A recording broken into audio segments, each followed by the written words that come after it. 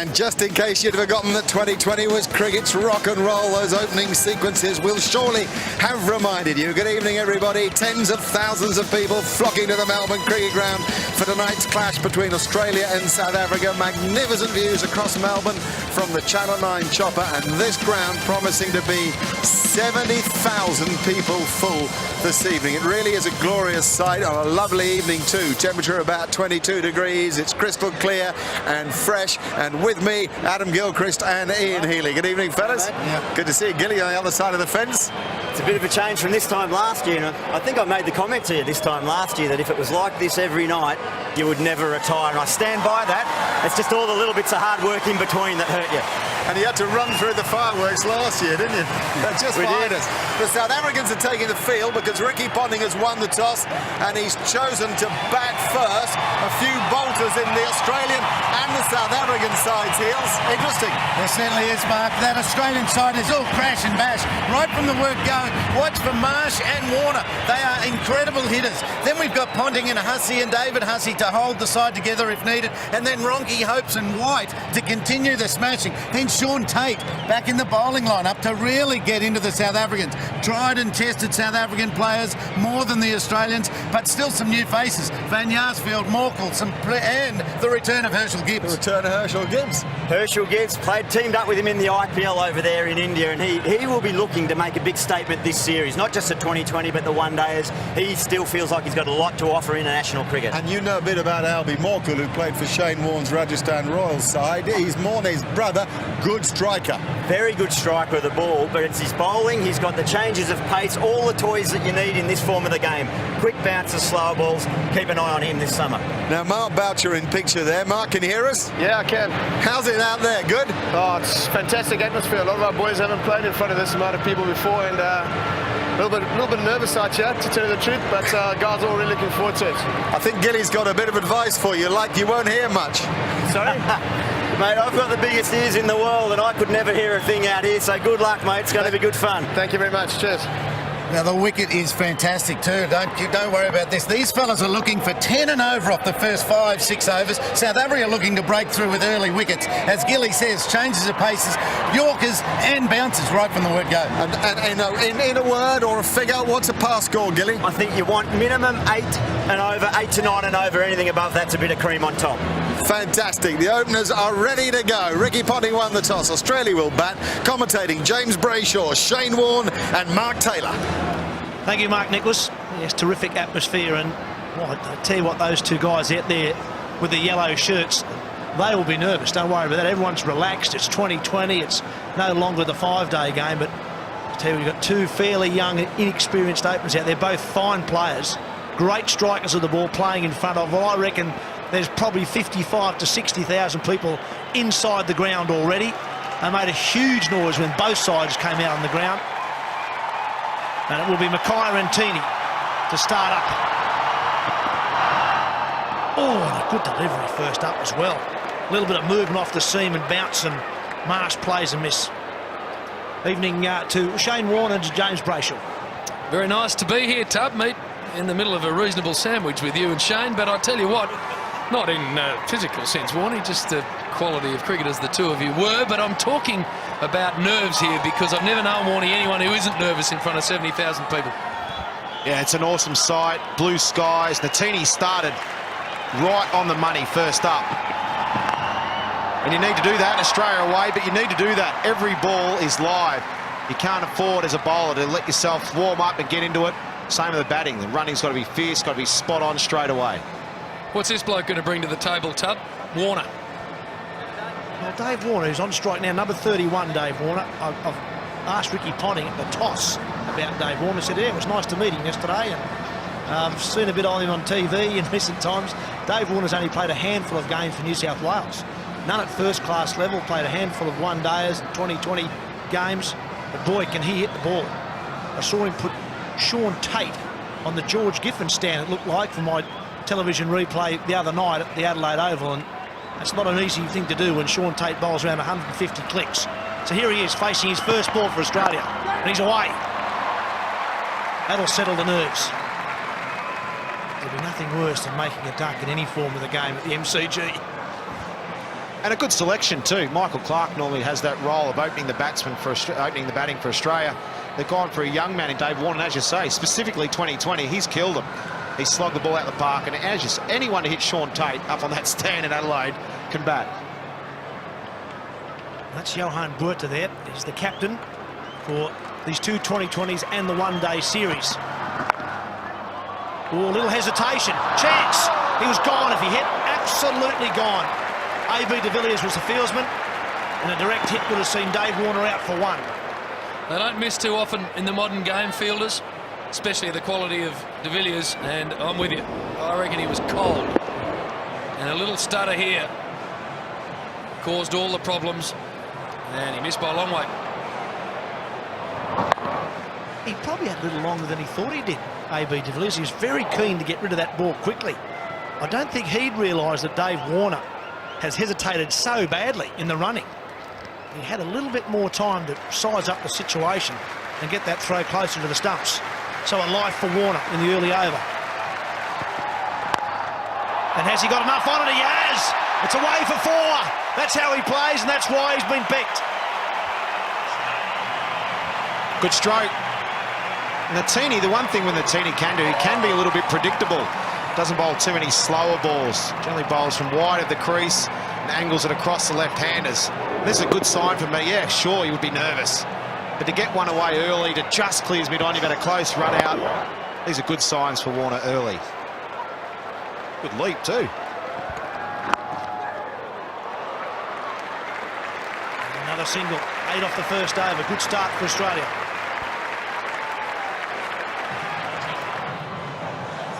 None for 8 Australia. How good does that look, Warnie? That shot there. Oh, I'm getting excited. I'm getting excited. Bill's not here with us, so I'm going to stick up for the Victorians. Brayshaw's now living here as well. Have a look at that. It doesn't get much better than that. What a sight. As Mark Taylor said, probably around 60-odd thousand here at the moment. Bill, that's wonderful. It's the MCG. Doesn't get better than that. And that stuff on top of the stands, that's glare from the sunlight for those who may not have seen it. Here's Lonwabo Sotsobe. I hope Bill's listening. Who's bowling here, Tubbs? Lonwabo Sotsobe. Left armour, bit of extra bounce. He's been here, he's been right through the Test match series and hasn't bowled a ball apart from the net, so he'll be nervous as well. Don't worry about that. He's got a big smile on his face, but he'll be dying to get his first game out of the road.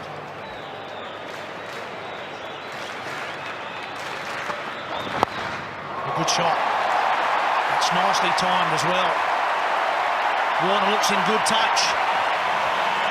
Well, he may be nervous, Sosobi, but he's bowled a couple of pies to start with. That was short and wide, should have gone, and then the half volley on leg stump did go.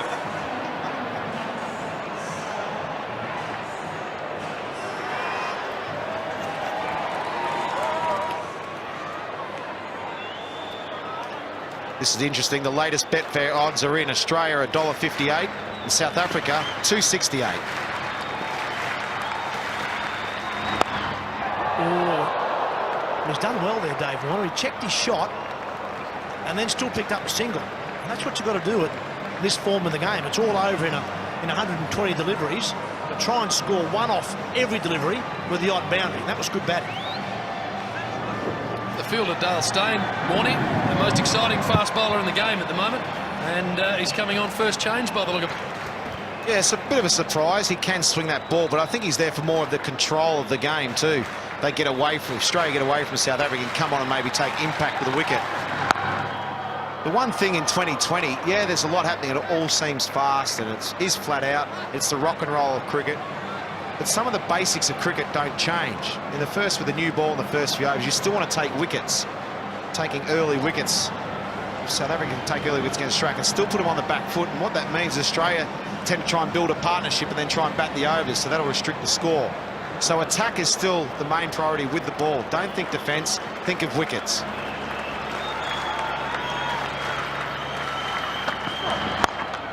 Oh, lovely shot. That's just a good cricket shot. Sean Marsh on this occasion, on the rise, back past the bowler. I reckon that's better than a good cricket shot, Tub. That is magnificent. To have the ability to hit the ball at the top of the bounce, straight back down the ground. Normally when it's hit, when it's bouncing like that, it's through extra cover, even point. That is a magnificent piece of batting. And what we've seen so far, South Africa have gone defensive. They've taken all their slips out. They're thinking attack. I think what the bowler was trying to do was get a Yorker in there, but Marsh was just hit it, absolutely creamed it down the ground. And now clipped over mid-wicket. They should look for two here. Fieldsman slips. JP Duminy out there. They'll get two. Good over. 11 from it. None for 19. Warner's already 11. And Sean Marsh is 8. They both only faced 6 balls each. 3 falls in the first couple of overs. So the young Aussie openers have started well. Tell you what we're getting a feel for, Tub, and that is that this is a very good surface. It's exactly the surface you want for this sort of cricket. Ball's coming on, players can trust the bounce, get their hands through, and both teams, you suspect, are going to enjoy batting on this pitch at the MCG. A game a few nights ago that Victoria played here, there's a lot of pace and bounce in the wicket. Probably one of the criticisms of the MCG, the wicket so far has been a bit boring and a bit dull. But in recent weeks, it's definitely had some pace and bounce, which everybody will enjoy, bowlers and the batters. It's hit firmly. It was just been a single, only because David Warner picked out the fieldsman there. That was hit with a lot of power.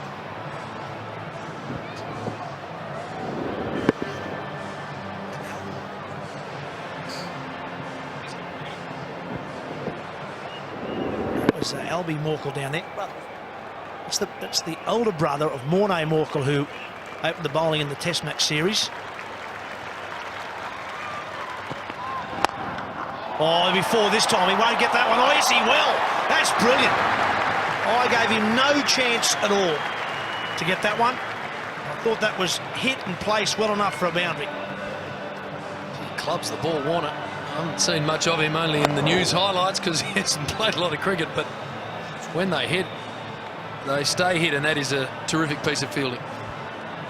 Super stuff. You need that, and that gives you confidence as a bowler when you fielder like Albie Morkel, who then stops at certain 4, as Mark Taylor called it. That was 4. He died probably 10 metres to get that. Super stop. That gives the bowler confidence.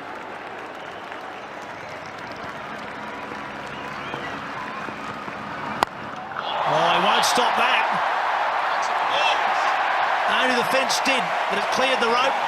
And Rodney Tucker, not for the first time tonight, I don't reckon. Well, it is the first time tonight. He's got his hands in the air. I think we're going to see a few more of them. Well, that's the strength. Talk about him clubbing the ball. That's a hit-tight delivery that has disappeared over mid-on for 6.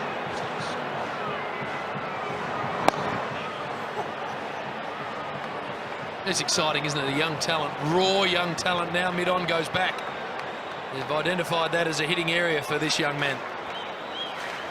I've got a feeling he's got a few of them, actually. Not just mid-on.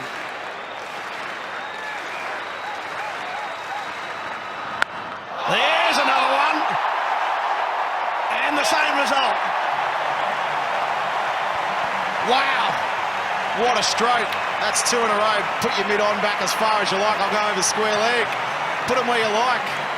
He said I'm making my debut here for Australia. Where's he been? Well, he's now 24 of 10 deliveries, Dave Warner. Whoa. Even though the boundary's in, Tub, that's still a long way, and that is as clean as you can hit a cricket ball. Now, already Johan Buerta, the captain of the South African team, has got a problem here. He's got mid-on back now.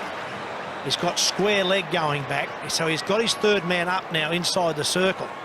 So his 5 men on the offside there on your right of screen are all up saving 1. Now bear in mind, for the first 6 overs, only 2 men allowed outside that circle of dots there, you can see. You see that big circle there of dots.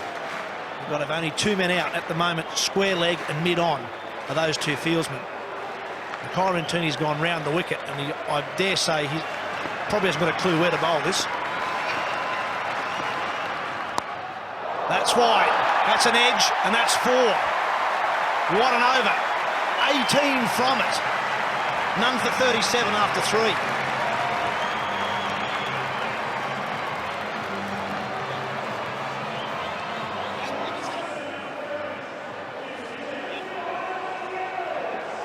David Warner, first game for Australia, 28 runs from 11 deliveries. Sean Marsh on strike. And playing a miss. And a groan around the ground, almost a groan of disbelief.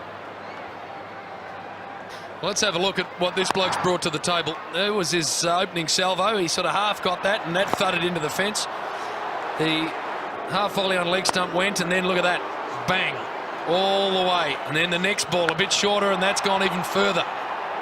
Just as big bat swing, and bang. That's well taken. Mark Bouchett saved 4 wides there. One of the targets for the batting side is in the first 6 overs, 60 is sort of a target. And all the stats and that of the 2020 games, if you can reach 60 in the first 6 overs, you're on target for somewhere around 200 with wickets in hand.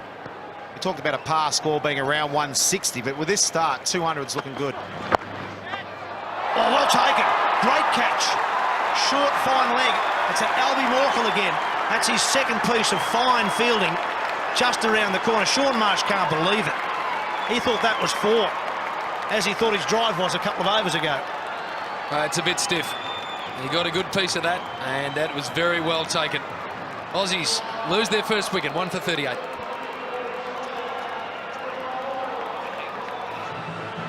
Well, I've got to give that to you, Shane Warne. That looks absolutely superb there. The MCG in the foreground, City of Melbourne in the back. Lights are on.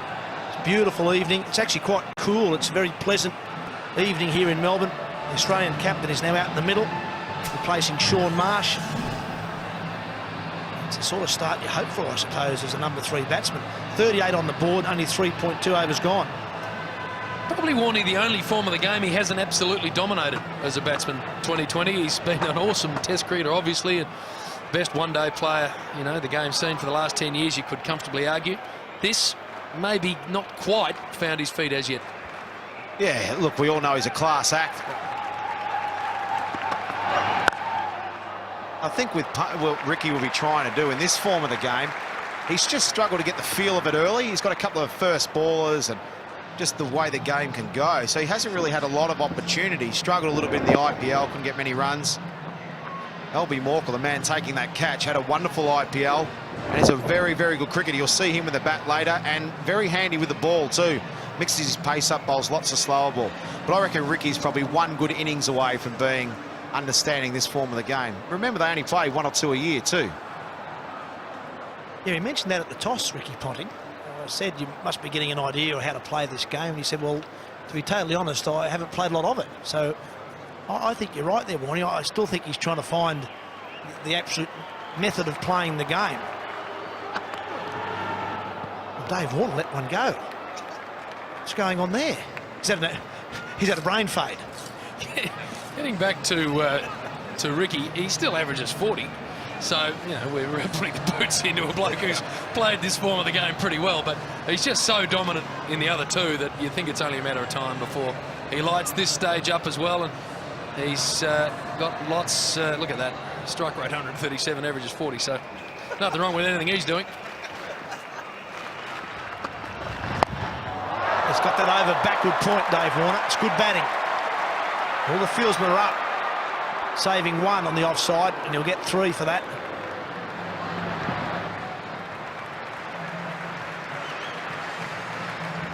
I'm not sure if he realised third man was up the ball before either, because he let one go. It was back of a length outside the off stump. This time, wasn't intended to go that fine. He wanted to go over point, but it probably went finer. South Africa's going with third man up. Not sure that's a good idea unless you're going to bowl slower balls wide of off stump.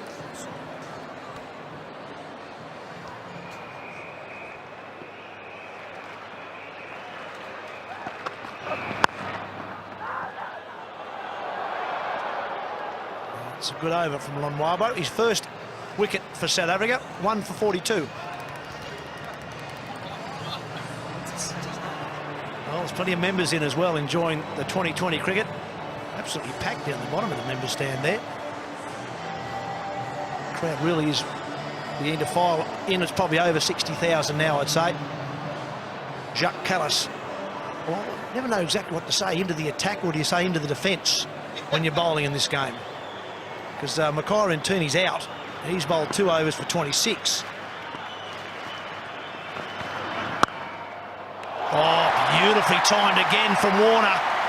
And I don't know how he's found the gap there. There was about 3 metres between the 2-minute point, but he's found the boundary again.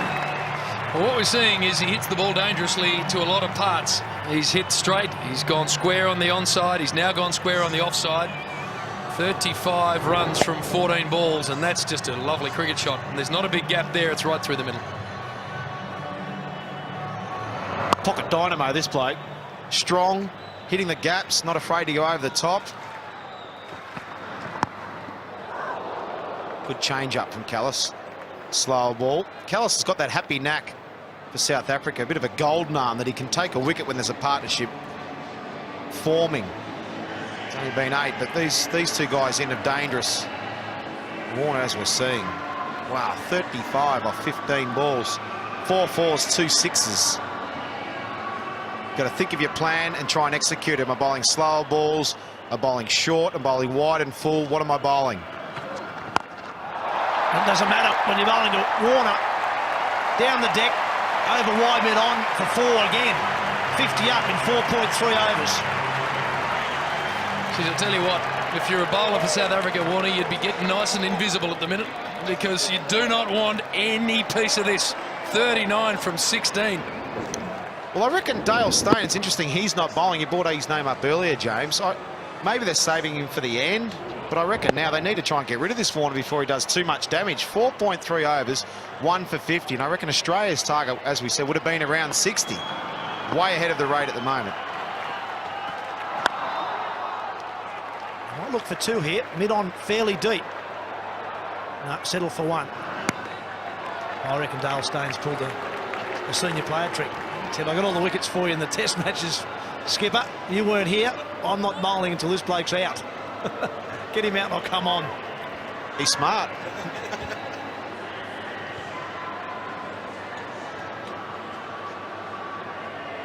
$18 wickets in the test match series for Dale Steyn. Bowled superbly.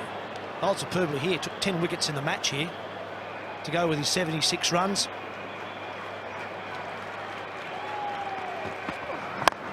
And now Ponting into the game, over mid-off. Didn't quite get it. Settle for 2. Oh, he has no problems coming here. Ricky, of course, a wonderful test match. Boxing Day, very close to making 200s in the match. He's got an awesome record at this venue. Didn't quite catch that, but he won't have to be out here for too long before he does.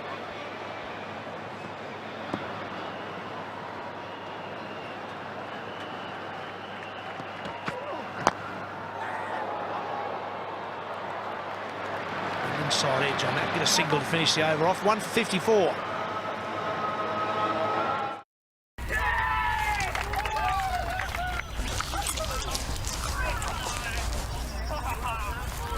Should have gone to Specsavers. Book an eye test online with the test experts. Helicopter's doing a few miles up there. He's gone the other side of the ground now. There's the Yarra River. There's Crown Towers on the right there, bottom right of your picture. City on the left. I can sense it in your voice, you're jealous. What a city, Tubbs. I'm just trying to think who's done the airbrushing on those shots. Never seen it look that good.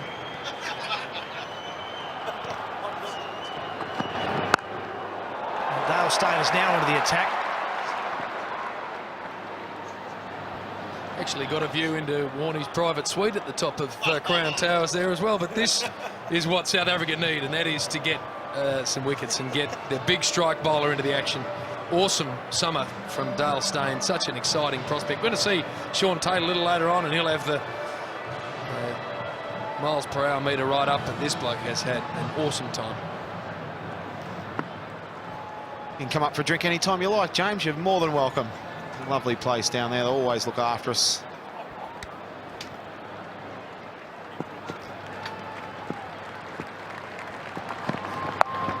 Oh, where's that gone? That's over the fence. Down the fine leg. How did he get it down there?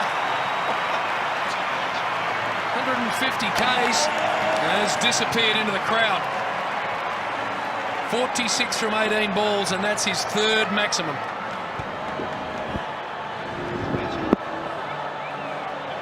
Sure if that's a top edge or he certainly was trying to get it down to fine leg and just helped it on its way. No, that's out of the middle. That's a terrific shot. Oh, now over line and on. That's massive. That's 50 off 19 balls. 4 sixes in that. What's this international cricket about? It's not that tough. Let's rock up to 75,000 people at MCG and start creaming them out the park. Get some catching practice to the crowd. Well played, David Warner. 52 off 19. Wow.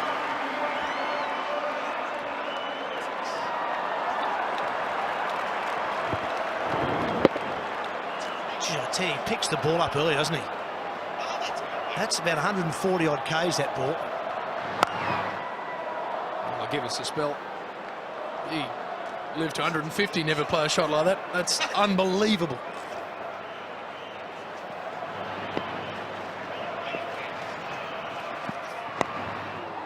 Tucks him to fine leg. Ponting scampers through for a single.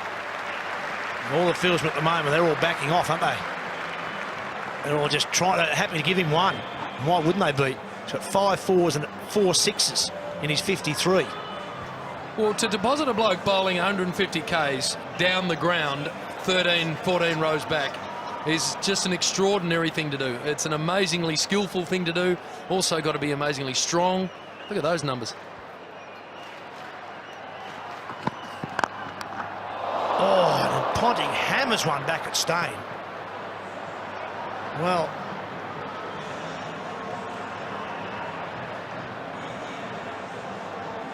now Ricky Ponting, I think I can speak to Ricky. You got me, mate? Yeah, got you, mate. Mate, what have you done wrong? You hammered one back to the bowl and he stops it. Warner puts him over the fence. Yeah, I'm not worried. I'm just trying to get a single. What's it like watching from that non-striker's end with this young Dave Warner? It's been all right so far, mate. I'm doing my best, trying to hit him as hard as I can, but more importantly, trying to get him back on strike. He's hitting him pretty clean at the minute. That's about as good a striking as I've seen from a bloke on debut.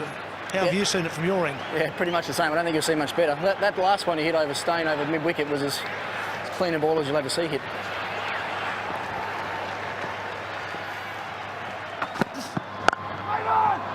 Can't beat cover this occasion. Slower ball. 15 from the over, 1 for 69.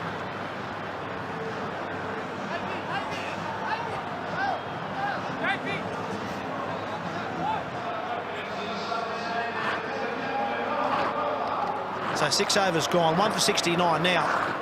That is the end of the fielding restrictions, or some of the restrictions, should I say. Now allowed more than 2 men out. You can actually have 5 men outside that circle that we talked about a few overs ago. So Johan Buerta, the captain, off spinner, has got himself into the attack, and straight away he's got the 5 men outside the circle. Well, the off-air banter in this commentary box has to be heard to be believed. You can only imagine what's happening at home and in the crowd. It's just extraordinary. This young man, Dave Warner, has ripped the thing to shreds.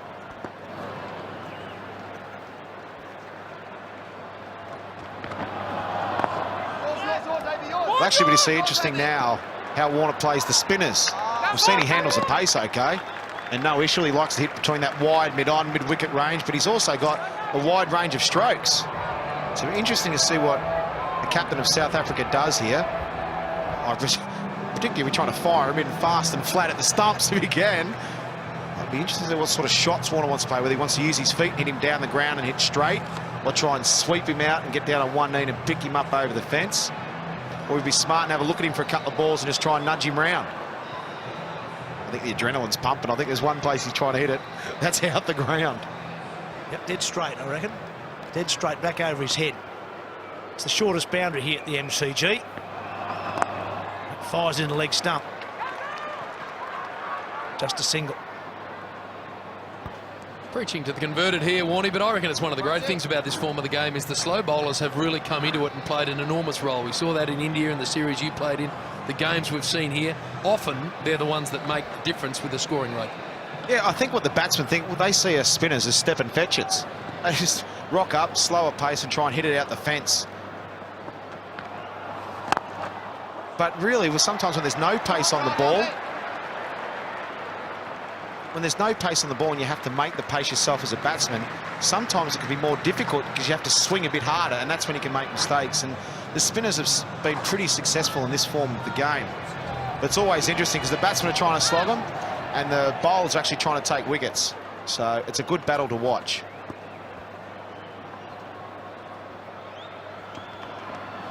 Oh! You only get a single there. Ponting's pushing for two. Well fielded. Interesting to see Cameron White down there on the sideline with the pads on. It's not scheduled to come in until about number 7, but I say the Australians might have a sort of a floating batting order at the stage. Got a bit of an under-12s look about it, isn't it? All the boys got the pads on, hoping they're going to be the next one out there. They can hit a nice clean ball too, Cameron White.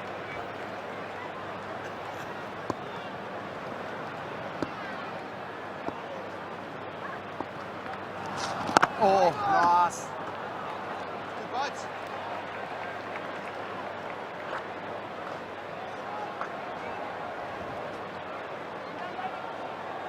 69 was the score after 6 overs, so they were 9 better than what you said was a bit of a target, I suppose, Shane. What happens now in these overs now? They look for ones or keep hitting boundaries? No, you keep going, and that's probably why they put Cameron White in, because they've got off to such a good start.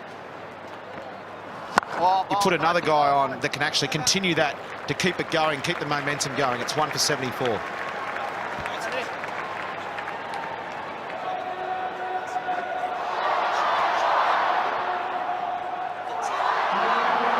warm welcome back to the MCG. Australia 1 for 74 from 7. Dave Warner on debut, 54 from 24. Ricky Ponting out there, he's made 10 from 9. And joining me, Michael Slater and Adam Gilchrist. Oh, and there's another one gone way skyward and just out of reach of A.V. de Villiers, I think it was. It was Boyder, in fact, the captain, who had a big job on his hands but couldn't clinch the catch to take the second wicket.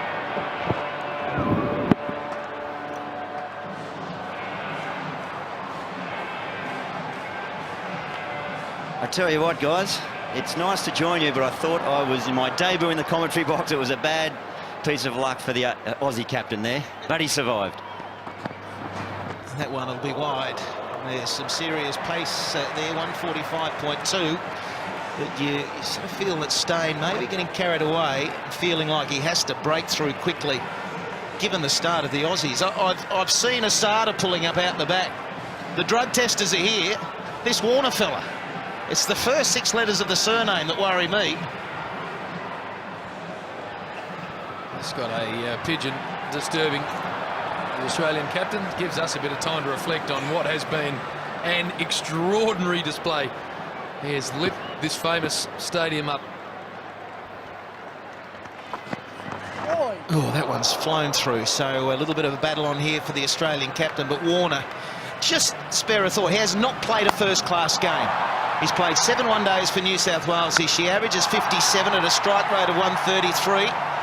And so far in the KFC Big Bash for the Blues, his strike rate's about 160. You can see why. And Slats, they are big hits. They're not just going over the rope, they're clearing the fence at the MCG. It's a beauty from Ricky Ponting. And you'll just see a subtlety, won't you, in the approach. Ricky Ponting for the initial part of his innings, will base it around a proper technique. He'll play the big shot, yeah, but he'll play proper cricket shots. But so's Warner. I thought you were out there, Gilly. I thought it was you the way it started. He's only half the size of me, but he's got all the power of any batsman around the world. I have to agree with what the point Warnie made in the last over. Keep this momentum going now. They've got the momentum. They need to keep trying to inject that enthusiasm. Warner and even Ricky there looks like he wants to keep going and trying to reach the boundary. Cameron White tatted up. I think that's the way to go. Keep loading up those big hitters and try to really bat the South Africans out of the game. Yeah, good running. It's tip and run. It's like as we played growing up, JB, out the back, and the kids still do. Tip and run 2020 cricket. And yeah, batting strategy, Gilly, is there a thought that you blast to get your 10 runs and over, if that's what you've keyed up to do at the start of the game? And then once you achieve that, you taper off to the end of the over? I guess it depends how many wickets in hand in regards to the 6-over mark, but if you can get on top early in the over, it's a nice position to be in. Ricky down the ground again there, but I will mention the word momentum a lot, and that's what it's about. And you mentioned the word tip and run. That's what it feels like when you're in the fielding team, when the batting side is flowing, the ball seems to be going to the boundary, but every other ball in between that doesn't reach the fence, it just seems they're picking up easy singles. So that's very, very difficult to stop when you're the fielding side. You also mentioned the backyard slats. I don't remember too many kids hitting him into the next suburb. You're right. There he goes again. He's just clubbing them. This is just something to behold. Well, if you want acceptance in Victoria and you're a New South Welshman, he's going the right way about it. 55, 59 in fact from 26, 1 for 86.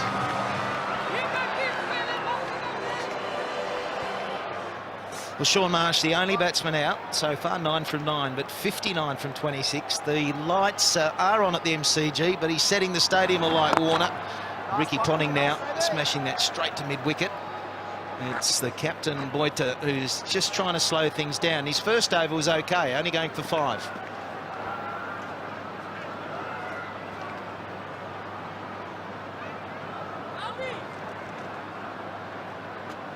Slats, there's been a bit of talk about this double-sided bat Dave Warner's used before. I wonder if he'll call for that for the spinner.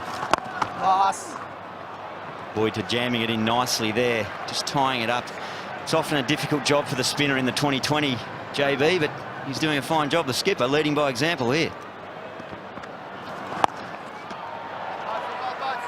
I tell you what this is, as Ricky Ponting wheels that into the onside field. Total opposite of what we saw this time last year. Gilly, you were playing.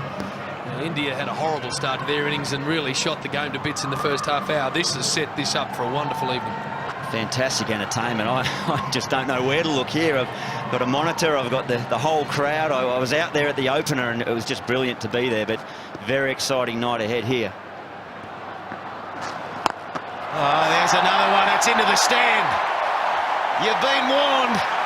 You've been warned, in fact. This bloke is here to stay. Slats, I've just as it's left the bat said to myself, get up in case it's not going to reach, but the ease with which he strikes the ball and then the power that's there for such a small man is amazing. See him come down, it's a fluent swing of the bat, and look at that, just keep flying.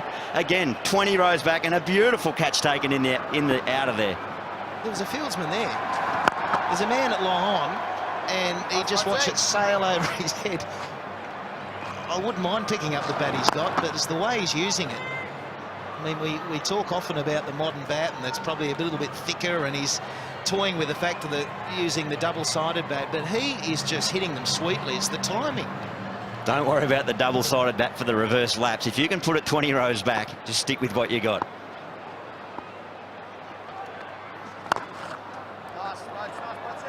And the good old full toss, hard to get away. 1 for 93.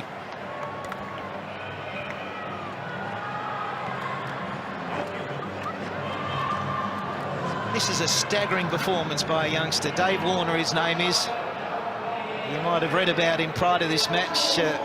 Certainly New South Wales were aware who he is, but around Australia, you now know this man can play. Has not played a first-class game. Has already been picked up by an IPL club, the Delhi Daredevils, I believe. And I bet he's wishing he hadn't signed on the dotted line yet, because his price has just gone up.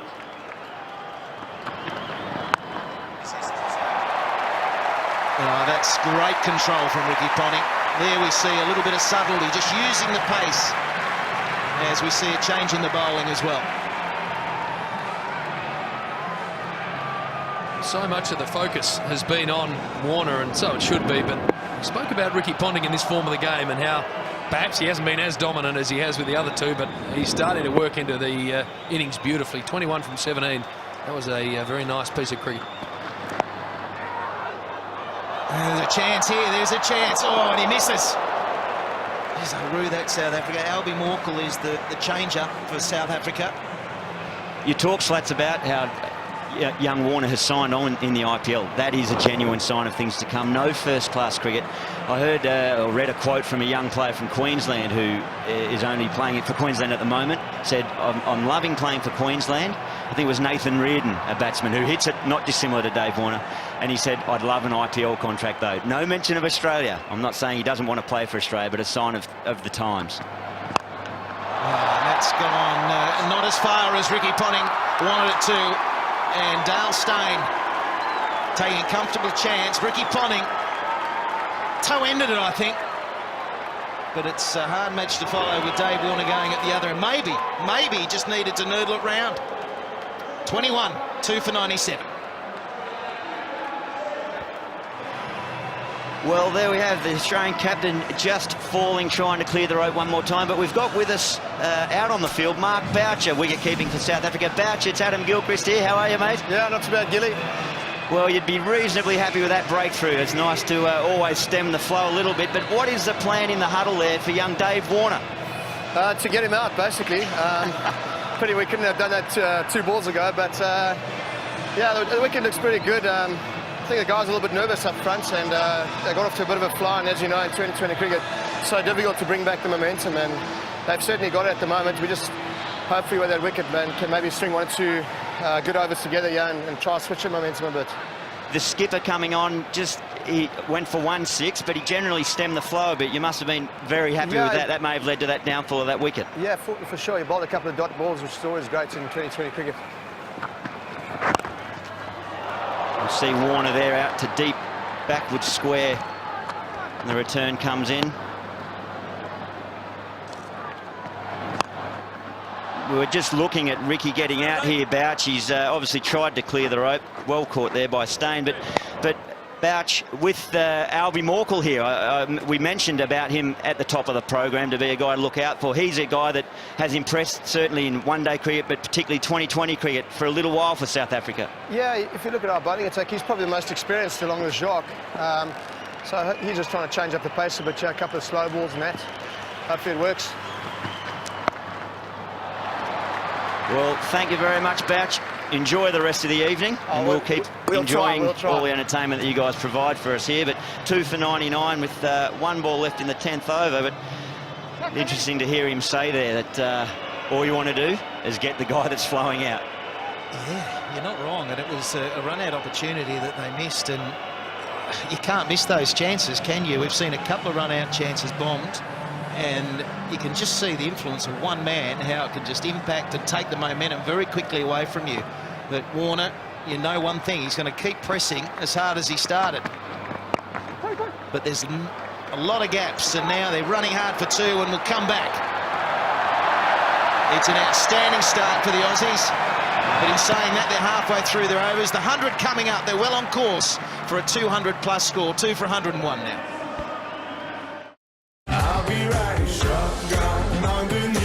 For over 20 years, CommBank has been supporting women in cricket so that thousands more girls can. CommBank, proud supporter of women in cricket.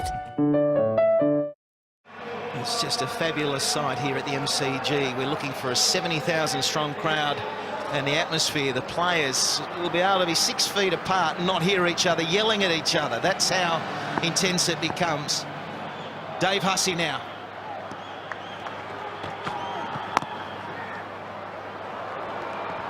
Good running.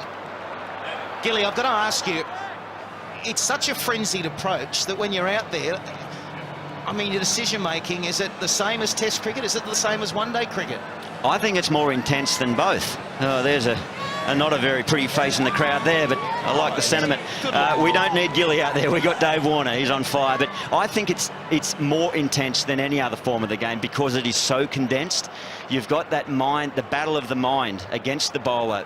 How early do you need to go? How early do you need to look for the boundary? So with that, the pressures that come with that, there's no time to correct the errors that you make too. So if you get it wrong, you're in trouble. With the toe end down there to third man. So we saw Slats some good running there, continued from Warner. We saw in the Test series where a couple of key moments where drop catches, little bad spells of bowling, great partnerships. Obviously the one with Steyn and Duminy here at the MCG was a standout partnership of that whole series. But you do have time in Test cricket to claw your way back, not in this version. If you make the wrong decision under pressure, you talk about this crowd and not being able to hear each other, there's a lot going on in your mind.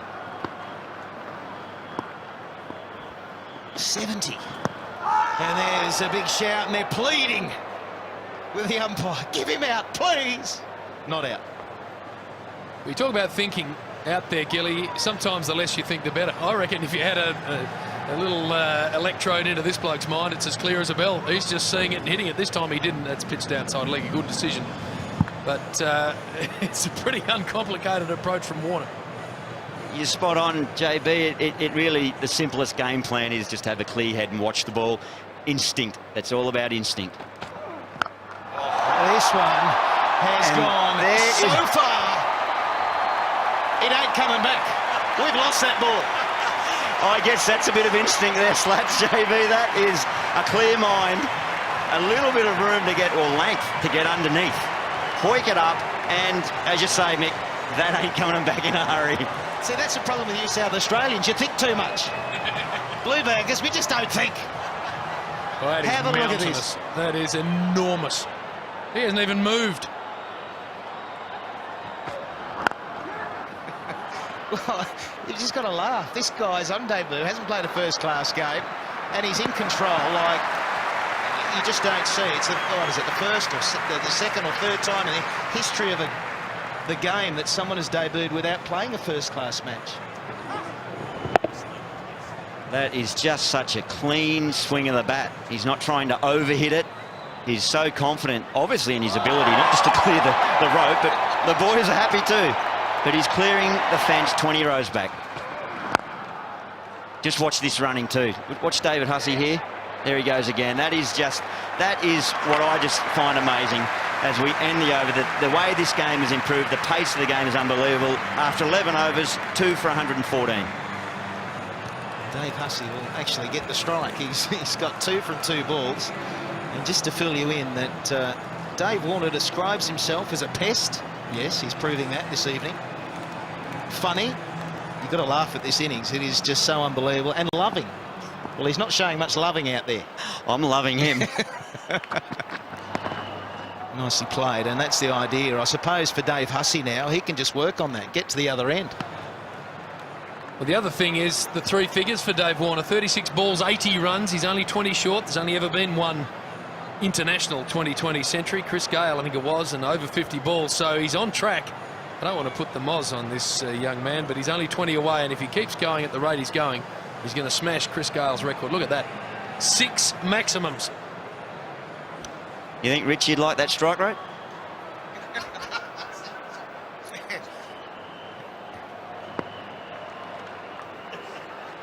I'll let you give it a go, Gilly.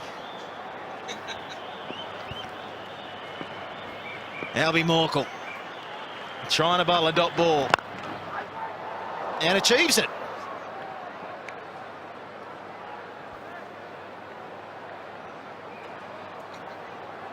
As I mentioned, I had the good fortune of playing against, we see that dot ball there, against Albie Morkel in the IPL, and he really does have all the varieties that you need. He's got a very good quick bumper, but he's got the slower ball, and obviously here just trying to jam up Dave Warner with some Yorkers. Want some length there though, and it's been just heaved out to the deep mid-wicket. You'd settle for 1. Well, one of the things bowlers often try and do, especially the faster bowlers, is when they see a batsman advance, slam it in short to try and jam him. Had no effect on this bloke. I reckon they've tried it 3 times, and every time the ball's disappeared.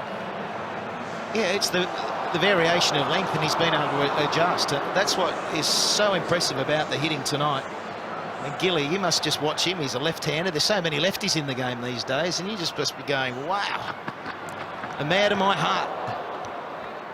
I have just enjoyed this like you wouldn't believe. I was really looking forward to getting back into this atmosphere and watching and just seeing how these new guys go. The energy that he's injected into this crowd, and the whole atmosphere is amazing. And we saw a great shot before there of his teammates, who he probably doesn't know very, very well, because he hasn't exactly taken them on in first-class cricket. A few one-day games, a few 2020 games, but this has just been extremely impressive. So strong through that extra cover region, Dave Hussey, and they'll come back for two. There's plenty of twos on offer. It's over so quickly, this form of the game, but the fitness aspect, how do you have to be fitter to play this because it's so dynamic? You are, if you've given a decent performance, batted for a while, and then maybe bowled or wicket kept, you are very, very exhausted by the end of these games. Maybe a different exhaustion from a test match and a 50-over game, but certainly, yeah, there's just so much going on. But the fitness levels, the pace of this game is unbelievable. I made the point before about the running between wickets, and just then, as soon as that ball left the bat, you could hear Dave Hussey on the effects mic saying 2-2-2. There's no doubt in their mind now. These guys hit it. They know exactly. They're calculated. They know exactly what they want to do and what they want to achieve. Should be the last ball of the walk over, and he follows Dave Hussey. He gives himself room. He'll always favour the offside. And Dave Warner, is he running himself out? No, he gets back. And most of the MCG crowd go, thank goodness. We don't want the entertainment to finish just yet. 2 for 119.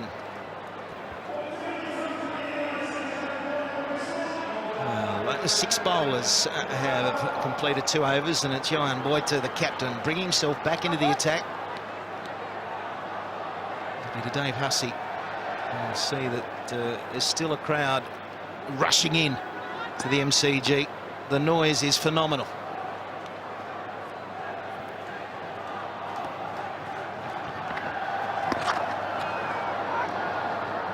Tell you what, they've done very well. If you can't get a bloke out, the next best thing to do is get him off strike, and that's what they've done with Warner. The last 10 balls, he's hardly seen it, and therefore his momentum, Gilly, to use your word, has slowed, and so has the innings.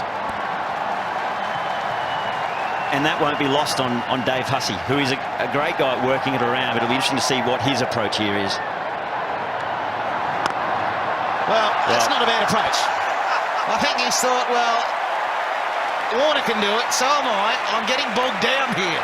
I'll just hit out. I'd always heard about the curse of trying to predict what a player's going to do. I thought it was going to be the little dink to get Warner back on strike. But what a response there. We see the replay here, just step back a bit of freedom with the arms, and over it goes.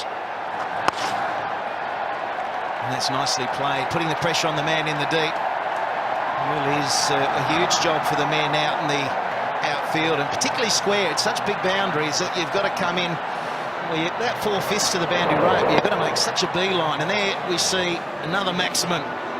It's some of the best hitting you'll ever witness in tonight's 2020 fixture. And just to let you know that the only international 2020 international 100, Chris Gale, 50 balls. So Warner 81 from 38. So we'll keep a real focus on that.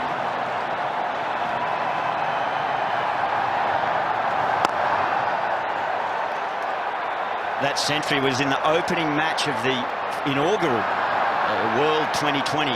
So the 2020 World Cup in South Africa against South Africa. So they've felt the brunt of this sort of assault before. But you mentioned, Mick, all bowlers have bowled 2 overs each. There's a lot of theories that go around about bowling changes and how many you should bowl for. And we see, wowee, Dave Hussey he's got enough of it. Oh dear. They couldn't quite see, did it clear the rope? The umpire, Rodney Tucker there, just checking. Off the bat, didn't quite look like he'd got enough of it, but it hung up, it kept going. A.B. de Villiers, who has taken some great catches throughout the Test series, lunges and through the fingertips, and that's inside the rope for 4 more. But, well, the heart was in the mouth there. But I just say, I don't quite know what the theory is. We could go in, you have all these pre-planned ideas, but when you have an assault like this, first from Warner, but now we're seeing it a little bit from Ricky and Dave Hussey, it's very hard to plan for. That one was a half tracker. And they're coming back for 2, and this is impressive stuff. He's made it. The little fella's made it. They're going up just to check, but I don't think there's any doubt. Dave Hussey has decided that he's going to put the pedal to the metal as well. 2 for 132. There's 7 overs remaining. And he's home.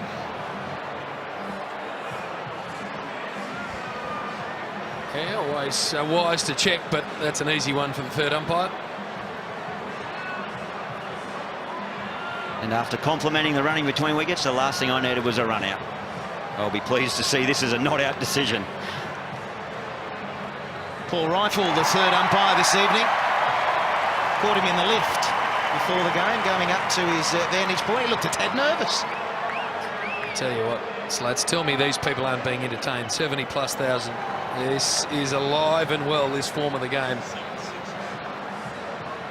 Yeah, and it's because of these sort of displays that everyone just gets carried away with it. I just love the Richie Beno line that Test cricket, the parents take the kids to it. This form, the kids take the parents to it. And it's just so true that it's the rock and roll form. We keep using that tag as well. It's just so exciting. 3 hours, 3.5 hours, start to finish. And we're unravelling yet another Australian star. Dave Warner, 82 from 39, on strike now. And Teeny back into the attack. That's what I love about it, boys, is the opportunity that it opens up for guys. Never played first-class cricket, and here he is entertaining probably the world. The cricketing world, anyway. Yeah, I'll have a piece of that, he says. And it's not the maximum, but Warner. Keep it going, son. Well, if this is rock and roll cricket, this bloke's thrash metal. This is 86 from 40 balls, and he has hit it to all parts. Full toss, half tracker, half volley, it doesn't matter.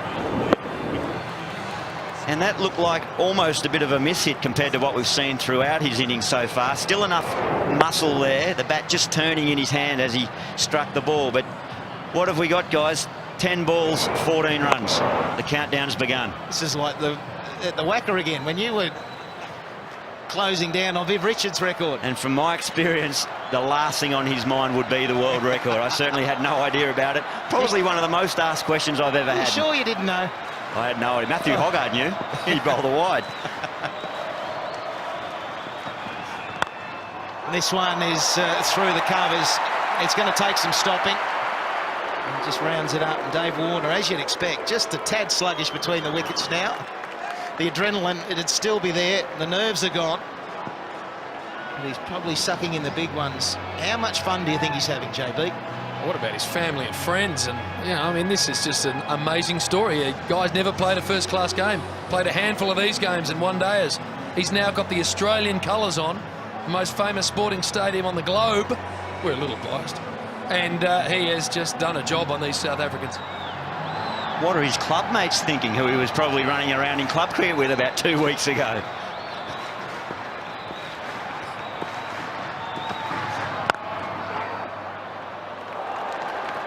It's Herschel Gibbs, who is an amazing character in the field. Amazing character, full stop. He can turn it on. He still feels he's got what it takes in the shorter form of the game, and I dare say he does, if he says that. You played with him, Gilly, in the IPL? Herschel, yeah, he's what we describe in the sports psych terms as a mozzie. He's not a thinker or a feeler, he's a mozzie, he buzzes. Oh, and I can't relate to that.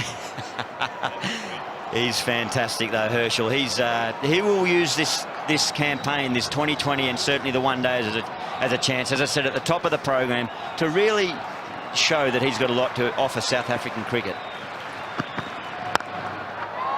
In the air and we're gone. Dave Hussey again giving himself room. In the end had to slow the shot down and toe-ended it to the man that ran around to extra cover. It was AB de Villiers this time hanging on to it. So Dave Hussey, it's a nice contribution. Only 19, but kept it going. 3 for 140, Australia. Cameron White, the new Australian batsman, he's come up the order just slightly, and it's a good move because he is another guy who just hits a long ball. Well played by Dave Hussey, a bit similar to Ricky Ponting. When you've got a person putting on the sort of show Warner is, you need the players at the other end to contribute strongly. 21 from 19, punter was very good, and now 19 from 12 is also very good. That's rowing your side of the boat.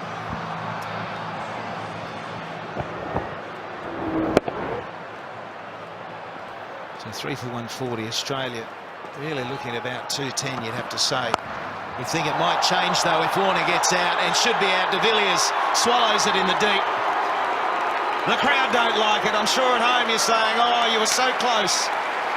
But he is a born entertainer, there's no doubt about it. He set the stadium alight and will walk off to a standing ovation.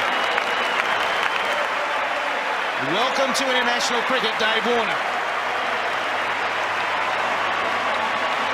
89 from 43 balls. That is making your presence felt. Terrific feeling for this young man to walk off 70,000 plus at the MCG, and now his teammates stand and applaud. A wonderful performance, and good on him. Don't be too disappointed, Sonny. Look, just that realisation that it's all over, the disappointment, but gee, I hope he's looked up and really taken that all in. He will remember that for a long time. We see here Nantini around the wicket. The length was there. They're the ones he's been hitting out of the park, but just hit it a bit high on the bat. And the ever safe hands out there of AB de Villiers. But what a bit of work there from Dave Warner. Yeah, Mike Hussey is trying to get himself going. It's a huge job for him, but let's not forget that the last 2 deliveries have been wickets. So Ntini's on a hat-trick. So caught up in the Warner innings and what he was going to achieve if he was to get the 100, that Makhaya Ntini is on a hat-trick, and probably a stronger chance in this form than any other form because the batsmen still go for it. Dot ball to finish. It's 4 for 140.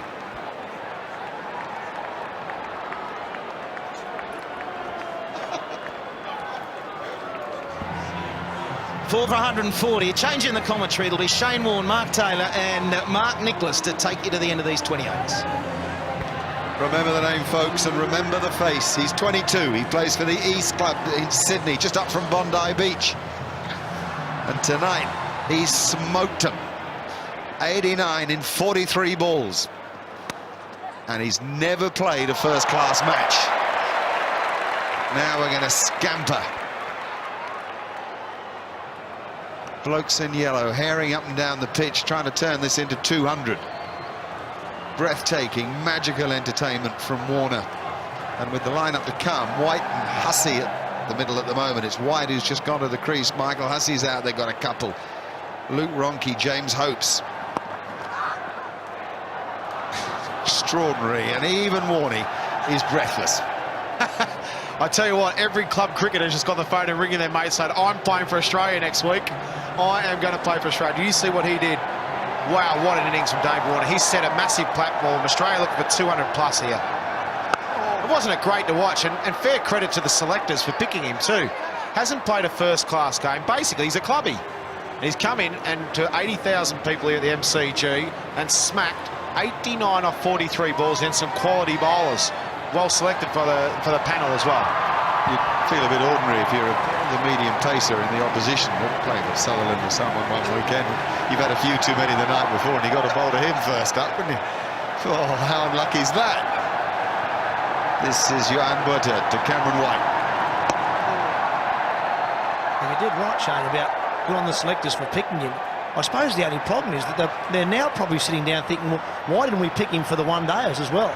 He's not actually in the one-day squad, but after an innings like that, they're probably wishing they had have picked him. He might be tomorrow morning. He might add him in the last minute. He's the sort of guy who can win you a game in 10 overs, as he may well have done tonight. If he goes off for 10 overs in a 50-over game, wow, he could be 60 or 70 on his own.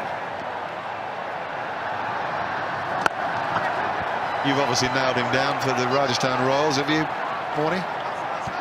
Unfortunately, a little bit too late. I think he sided with the Delhi Daredevils, Greg Shippard. That wonderful brain and coach of the Victorian team has seen something in domestic cricket and signed him, and unfortunately, we've missed out. He would have been quite handy at the Rajasthan Royals, I think. Glenn's got him, hasn't he? Yep, Clement Gray he's playing with, which he'll enjoy that. I think Pigeon will enjoy not bowling to him. It's 4 for 145. Someone's with a Linter Energy? Yeah, of course. Aren't you? Yeah, especially with their great energy deals. Either of you guys seen my wicket keeping? Get a great energy deal. Switch to Alinta Energy, supporting your home team. If they continue at the present rate, the Australians will make 193. Well, they have to be on for 200 with the wickets in hand. That's the beauty of this situation. 6 wickets in hand for the Australians, and so much quality, so many natural ball strikers to come. 5 overs of the innings left.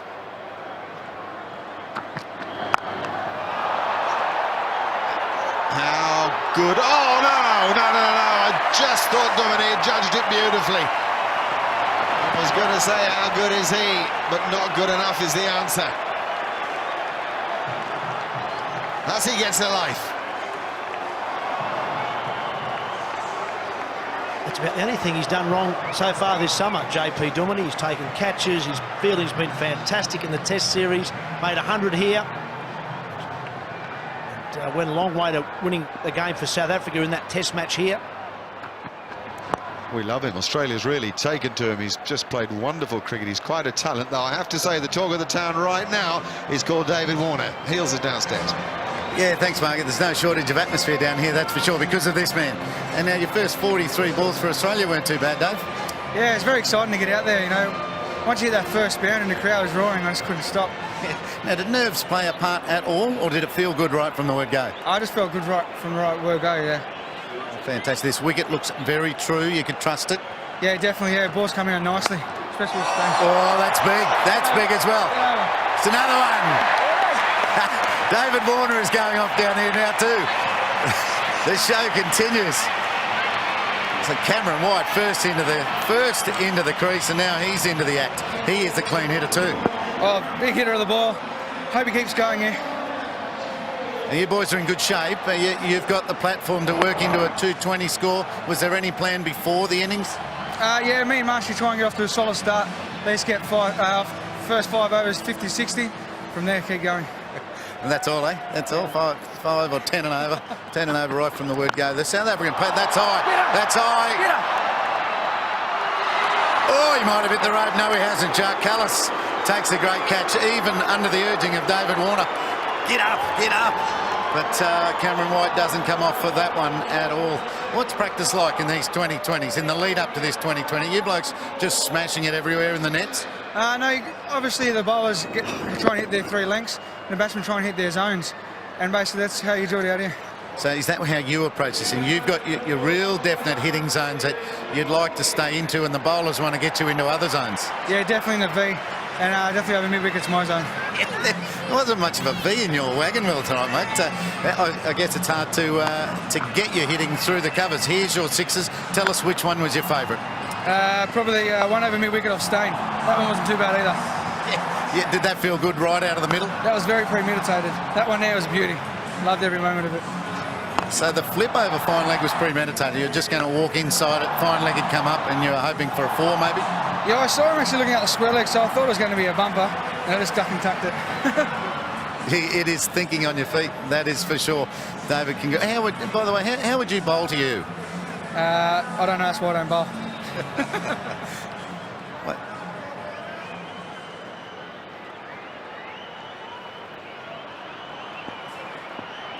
So now it's Albie Morkel again.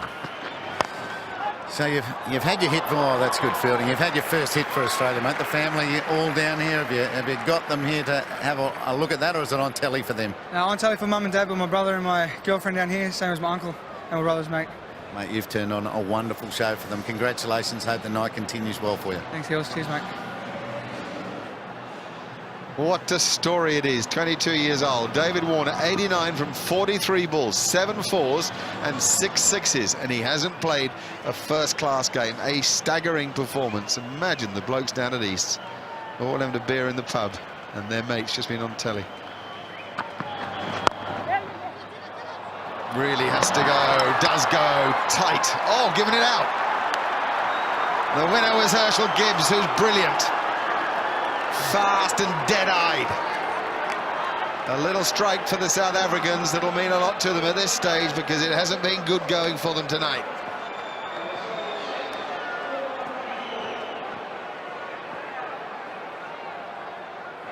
Just quietly, in the way that they know best, South Africa are getting themselves back into this game. Australia suddenly 6 for 154. 4 wickets have fallen in a flash. A brilliant bit of fielding from Herschel Gibbs has just done for Michael Hussey. Cameron White was superbly caught on the boundary by Jacques Kallis. The judgment in that was just top class. Gibbs is so quick. And so often the direct hit wins. David Hussey went, Warner himself went, and Teeny profiting from a full length. But while we were talking to David Warner with Ian Healy, Jacques Kallis took a wonderful catch. And Teeny really has got a good length going. From wide on the crease, he's got the ball much fuller. What a good take this was, Mark. Nice little 2.5 overs from South Africa, actually. 4 wickets they've taken since halfway through the 14th over. That was a good catch. That was well struck from Cameron White. Unfortunately from Cameron, he just picked the longest boundary on the ground. It was only about a metre short, but there it is. 4 wickets for about 14 runs in the last 2.5 overs. That's 4 for 15 off 17 deliveries. And as we've seen all summer, South Africa fight back after Australia get ahead, and then topsy-turvy, seesaw battle through the whole summer. South Africa always fight, they always come at you. Australia just got to be careful now, give themselves a few balls to get in. They can still reach 190 probably, even though they have had a couple of bad overs. One guy comes off in the last 3 overs, they get 190. No, don't worry about it. Thanks, mate. What about poor old James Hopes? He's come out. Mackay Teeny has bowled him 2 beautiful Yorkers in a row. He gets the 3rd one away for a single. As you say, the crowd now just quieting down a little bit. As you say, Shane, I think the first thing Australia have got to do is make sure they get to about 180, 185. And as you say, if someone can come off in these last 3 overs, they'll make 190 plus. So it'll still take some chasing, mind you. Well, on a good pitch, the reckoning is something like 165 being par. This is a terrific over from Ntini. One thing the South Africans will do when they next see David Warner in Brisbane, that's on Tuesday night, is have a deep mid-wicket, probably from the off. So it was the one area where the inexperience of Johan Butter probably showed. Hashim Amla now out there as 12th man. We have 3 overs and 2 balls of the innings left, and we have 70,000 people or thereabouts having a party. The other thing with finish off and over with both sides, we know momentum is important in all sports and especially in cricket, but in this version of the game, when it's so fast and it's furious and it's so rock and roll as we call it, you must go in with that momentum. It's important. You had such a great start from Warner and co, and then to go on a bit of a lull going in gives South Africa hope to come out on a flat pitch, big crowd, and actually get off to a flyer. It's important Australia finish strong. Oh, it'll be 4. Pretty unlucky as far as Mackay Teeny is concerned. We'll bowl an over of that quality and finish it with the boundary. Krul at 6 for 161. Couple for James Hopes, 5 for Luke Ronke. Australia just having to address a little problem here. South Africa buzzing. Beautifully timed stroke, that is. We're talking about par scores and what is a par score. In the IPL this year, there was 57 games, and around 160, 8 and over was about par. If you got that batting first, you'd have to bowl and field really well and hold all your catches. If the opposition got 60 runs off the first 6 overs, chasing 160, they generally won quite easily. Now, this is a bigger ground here at the MCG than what you play in India. What a fantastic stroke. We've seen it from Tendulkar off and on. Now watch it again from Luke Ronke. Bigger ground and some more improvisation might mean a bigger score for Australia. He's a dangerous player, Luke Ronke. Opens the batting quite often for West Australia in one-day cricket and this form of the game. Comes out blazing. He's got some shots of his own and he can score particularly quickly. What riches. Adam Gilchrist, Brad Haddin, Luke Ronke. And Ricky Ponting is, I think, able to pick us up, Ricky. Yeah, gotcha, mate. You got some stroke players. Yeah, we have. Yeah, we got him to bat fairly low down the order as well. Warner was obviously brilliant up the top, and you know, we all seen what Sean Marsh has done for us in one-day cricket as well. And you got White and Ronke and Husty and those sort of guys coming in. It's pretty exciting stuff. Now you're gunning for, I imagine, 200's your target. Sorry, I lost you there, mate. 200? You're thinking of 190, 200? Yeah, 190 would be a pretty good total, I think. Yeah, as we said coming into the game, that might be 6. This might be out, Ricky. Oh, good catch! Good catch, Makarantini. He just had to adjust. Tremendous take.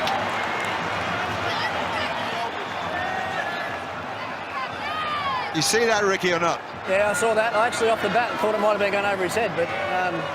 We've got to stop doing this. Every time we have a chat when you're on the boundary's edge, your wicket falls. Yeah, it happened in the Test match as well, didn't it? I don't like talking to you, mate, anymore. It did. I'll get off. Here's Tubby. I'd say that was a good catch. As Ricky Ponting said, I thought it was going to go over his head. End up dying on him. And he judged it pretty well in the end. 7 for 168.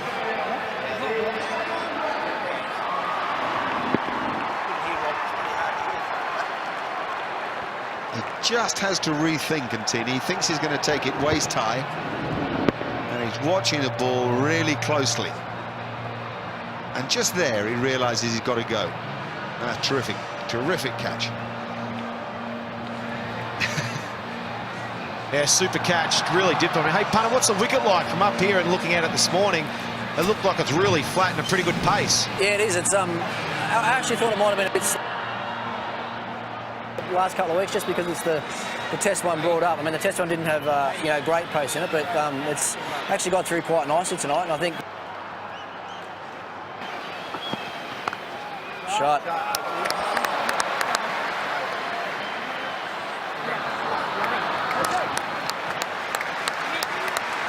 Well, we think we've got problems with Ricky's mic, so we'll get back to the play. And again, just a little problem. Nathan Bracken coming in now to not join James Hope. So Ricky talking about 190. There's 2 overs left after this one. 1 ball left in this over. I reckon one of the Australian players grabbed hold of his mic. So there's no talk, we're not talking to him anymore. Every time you talk to those blokes, we lose a wicket.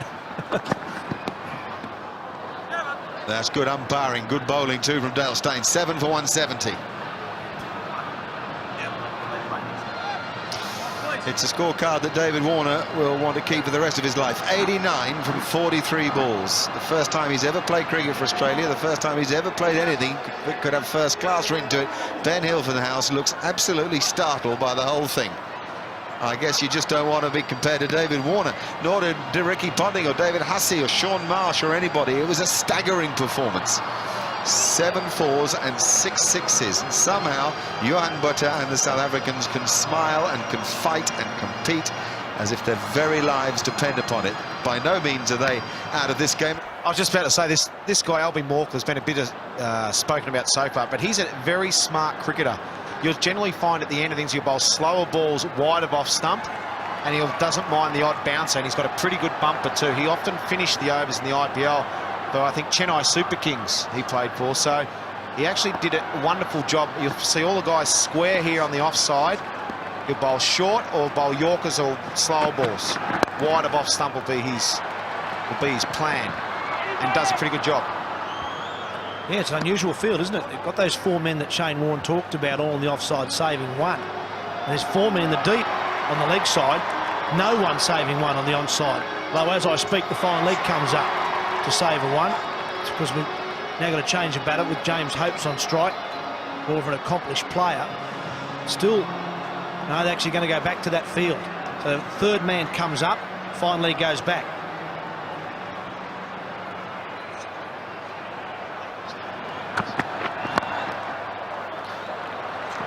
He's done well to time that.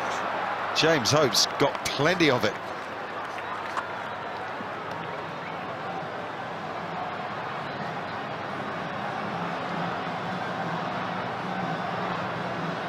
Ten balls left in the innings. Moments like this really count. An excellent delivery, somehow connected with and scored from.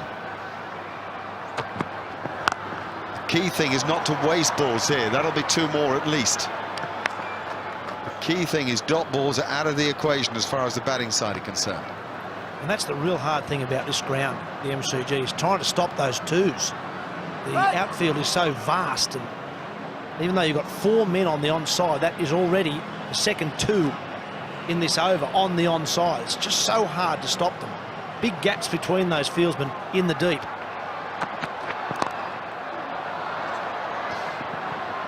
And that's 2 more. That's a perfect example of Mark Taylor was just telling us. It is a big expanse out there, not for the first time tonight. I'm surprised there's only 4 fielders on the leg side and 5 on the offside. There's a number of times, not least when David Warner was in, when you felt that the South Africans had to switch that to 5 leg side, and particularly with a man filling the space out at straightish deep mid-wicket. But still, we have the 4 saving 1 offside, plus long off back. This is fine bowling, just as Warney picked. Maybe Morkel with just subtle variations in pace and a lot of heart and skill to go with it.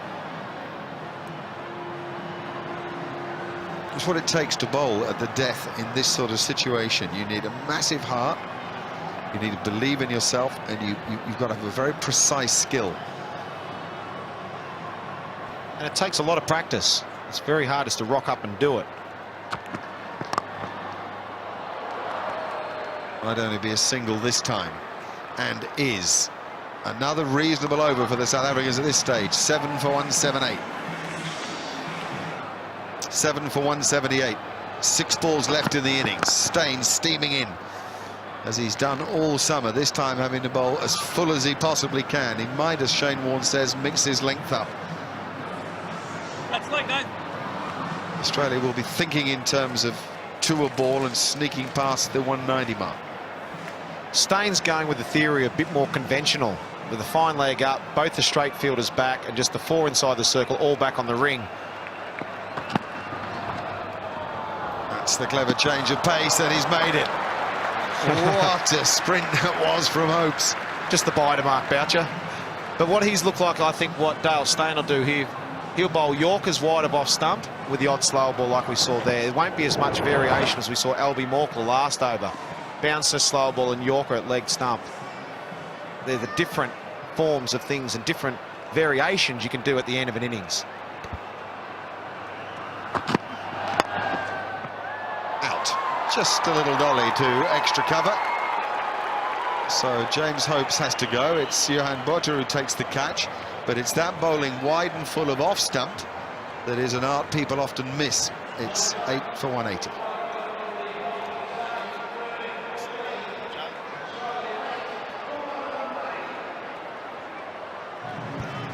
KFC 2020 from the Melbourne Cricket Ground. Mark Boucher is available, I think, can pick us up.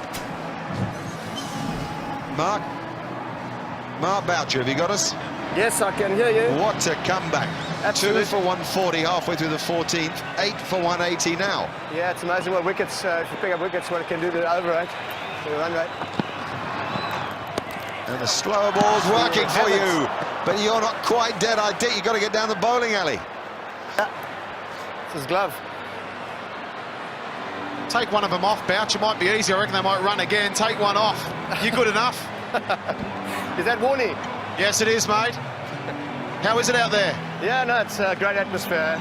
Fantastic. It's lovely getting booed by all these Aussies. Enjoying it.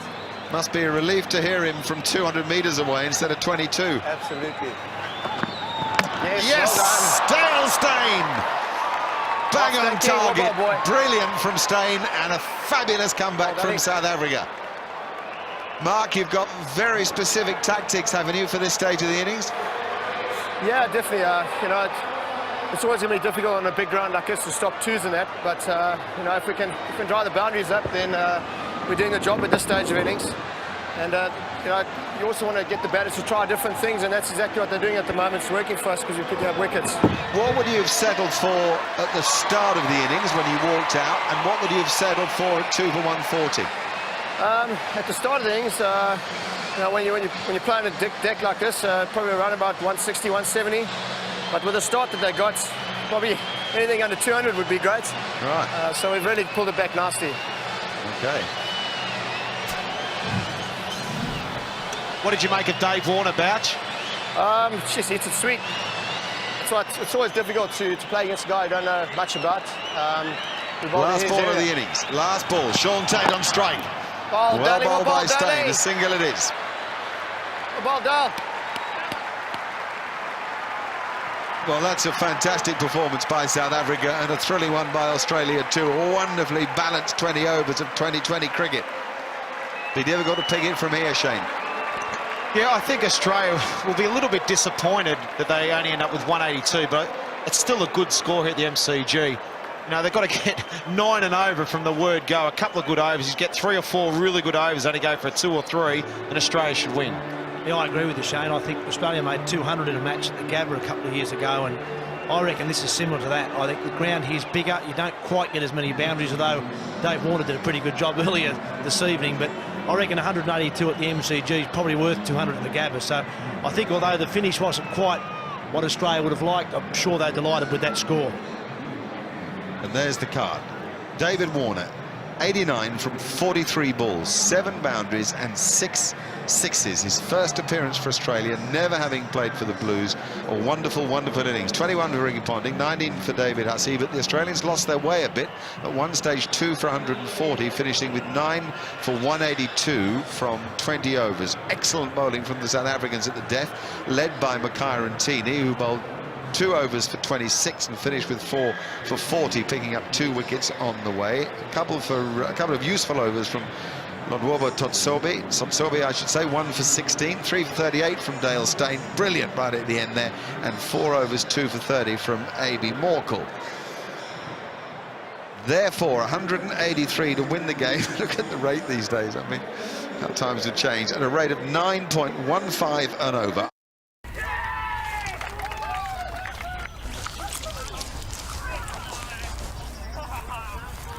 Should have gone to Specsavers. Book an eye test online with the test experts.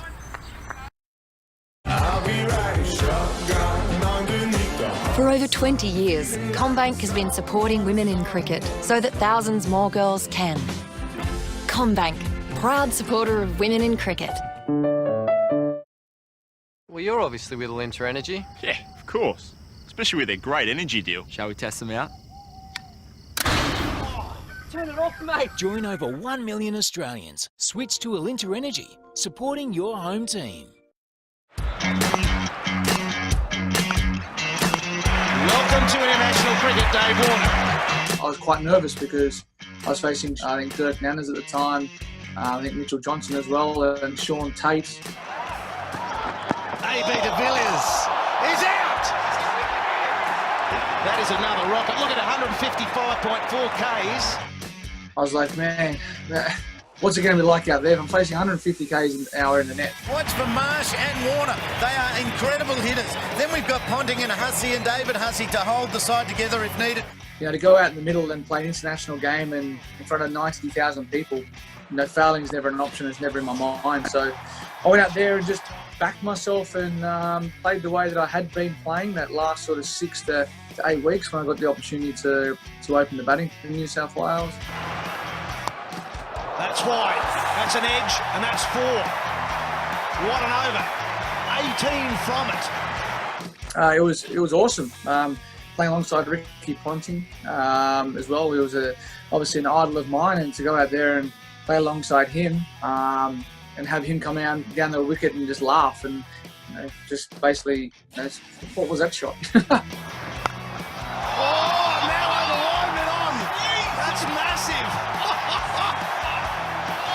That's 50 off 19 balls. 4 sixes in that. What's this international cricket about? It's not that tough. Just rock up to 75,000 people at MCG and start creaming them out the park. You know, it was remarkable, and they're little things that stick in my mind and that I'll forever cherish. Forever to have a guy like Ricky of his calibre and class to play not just 2020 cricket game with him, but a couple of test matches as well. When you're in that sort of mindset and you're in a clear, free-flowing mindset, you do kind of feel invincible. Where's that gone? That's over the fence. It might be in at my hip, and I thought, all right, well, I'm just going to play a little flick because they brought fine leg up. He certainly was trying to get it down to fine leg and just helped it on its way. No, that's out of the middle. That's a terrific shot. You know, it went all the way, and then from there you got momentum on your side. So there was no real thinking back then. It was more or less like trying to hit most balls for 4 or 6. And now your first 43 balls for Australia weren't too bad, Dave. Yeah, it's very exciting to get out there, you know. Once you hit that first bound and the crowd was roaring, I just couldn't stop. Mate, you've turned on a wonderful show for them. Congratulations. Hope the night continues well for you. Thank you. Cheers, mate.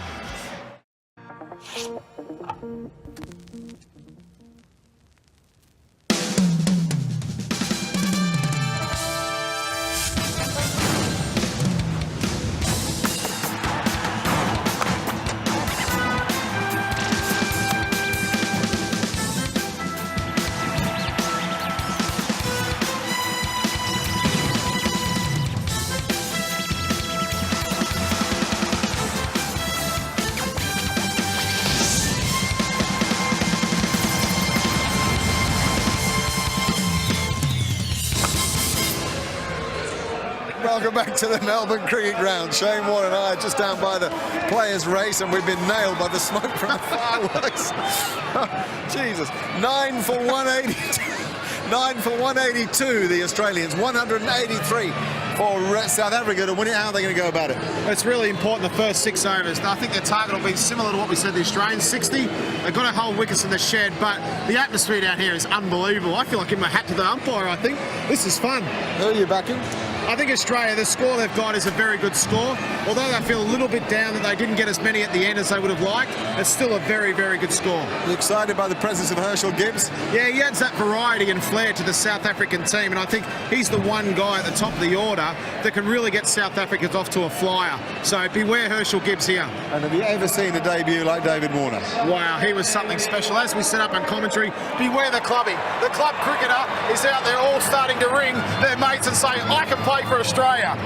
Right, well, apologies for my language there, but we were really smoked out. We'll get up to the commentary box now and say hi to Adam Gilchrist, Michael Slater and Ian Healy. Thanks, Mark. And as the boys said, if there was 400 on the board and this man was on fire, it wouldn't be enough. Herschel Gibbs has returned to Australia. Australia fell in a hole in the middle. Out of the blocks early. They're not enough at the end. So can they make it enough? Australia set the scene for this game. And now the game is telling South Africa what they've got to do. David Warner, 43 balls for 89.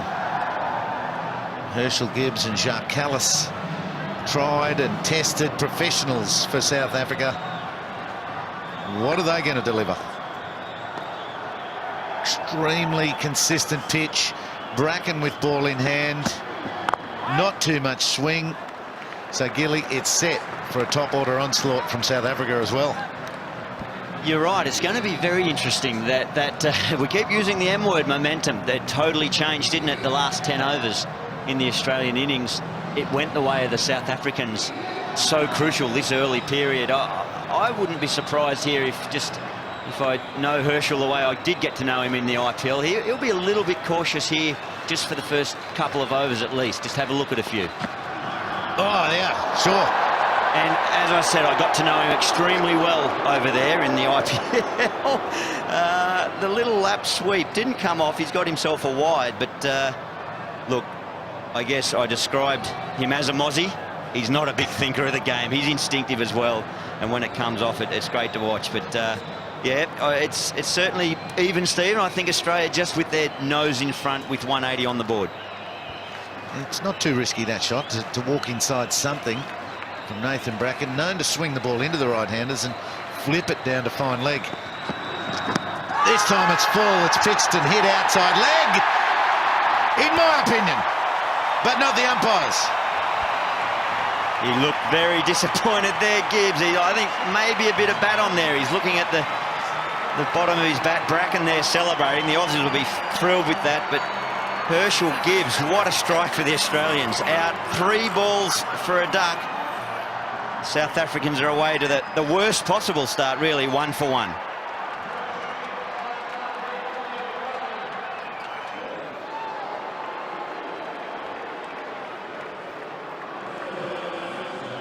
AB de Villiers comes to the crease.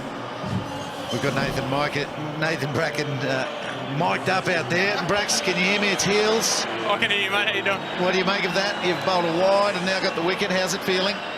Yeah, the first one was a bit nervous, actually. So it's been a while since I played in front of a crowd like this. Can you hear much out there at all? No, I can hear you. That's about it. What's this one going to be? I've got no idea as yet. I'll decide about halfway in, I think. What is it to be? AB de Villiers, full of concentration. It's beautiful in-swinger into off-stump. Heels reckons you're a tad lucky there, Brax. You reckon it pitched outside leg? Hit him on the full, didn't it? Just watching the replay Brax, now. I reckon hit that. It's definitely hit him outside leg, Brack, but anyway. We need a bit of luck in these games, don't we? What have you got? 1 for 1. This time it's full. Work on your second one now.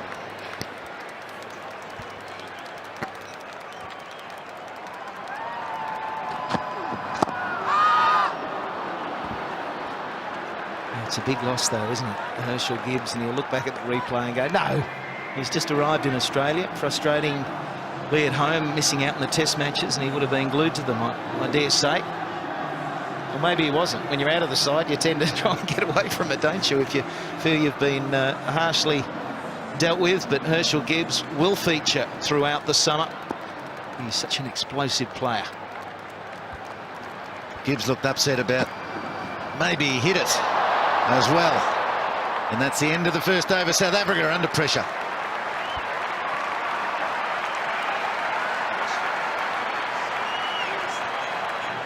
Jacques Kallis yet to face a delivery, and the wild thing warms up. Welcome back. It's a welcome back to Nathan Bracken, and welcome back to Sean Tate. And I think this is a fantastic opportunity for him. I wouldn't be surprised if this is what he really concentrates on for the next year or two. The shorter form of the game. Oh, it's hit the shoulder first up. The Aussies are checking whether it was glove. Oxenford says no.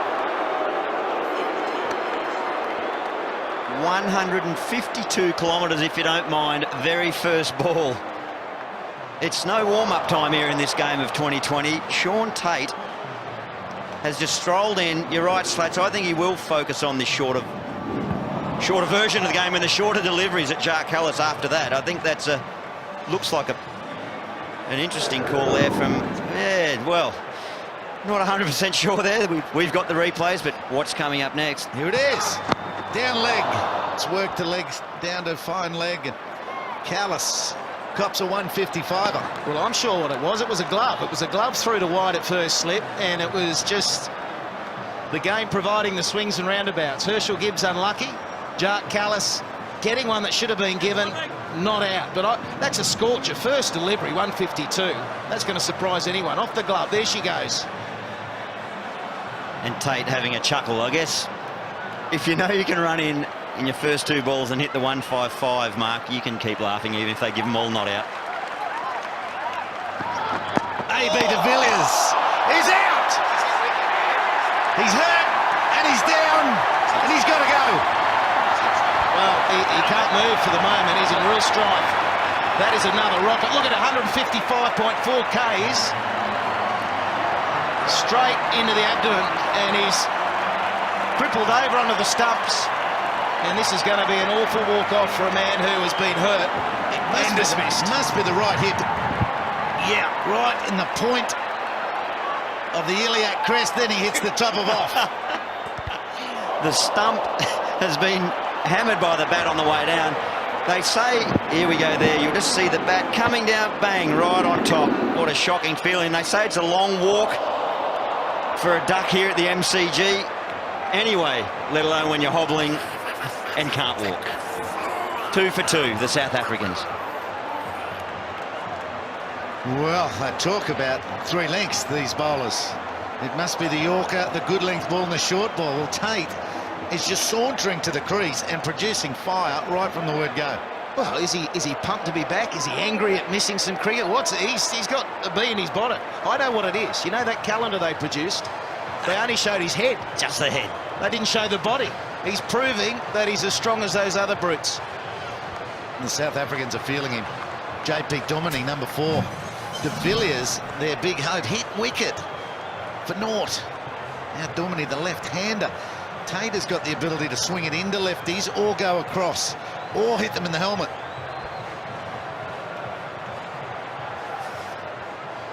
Well, we saw an amazing start with the bat for the Aussies, and we're seeing it just as good with the ball. 2 for 2 in the second. Oh, it's a leg by, and Domini's quick to get down there. Callis is thinking, oh, what have I done here, opening the batting? I thought it was easier than this. Just a little bit of swing on the end of that one there, 2 Hills. The one down the leg side, albeit, but I tell you, if he starts bowling at that pace and swinging it, Sean Tate, the wild thing, as you mentioned, he is going to be a big threat throughout the summer in this short version of the game. I think the only time that I can remember where they may have played him was in the West Indies in the World Cup 2007, and certainly in the semi-final. They were in all sorts of trouble early in that game too. Callis, what's he got? Pull straight. That has beaten him seriously for pace. 6 runs and a wicket. 2 for 7.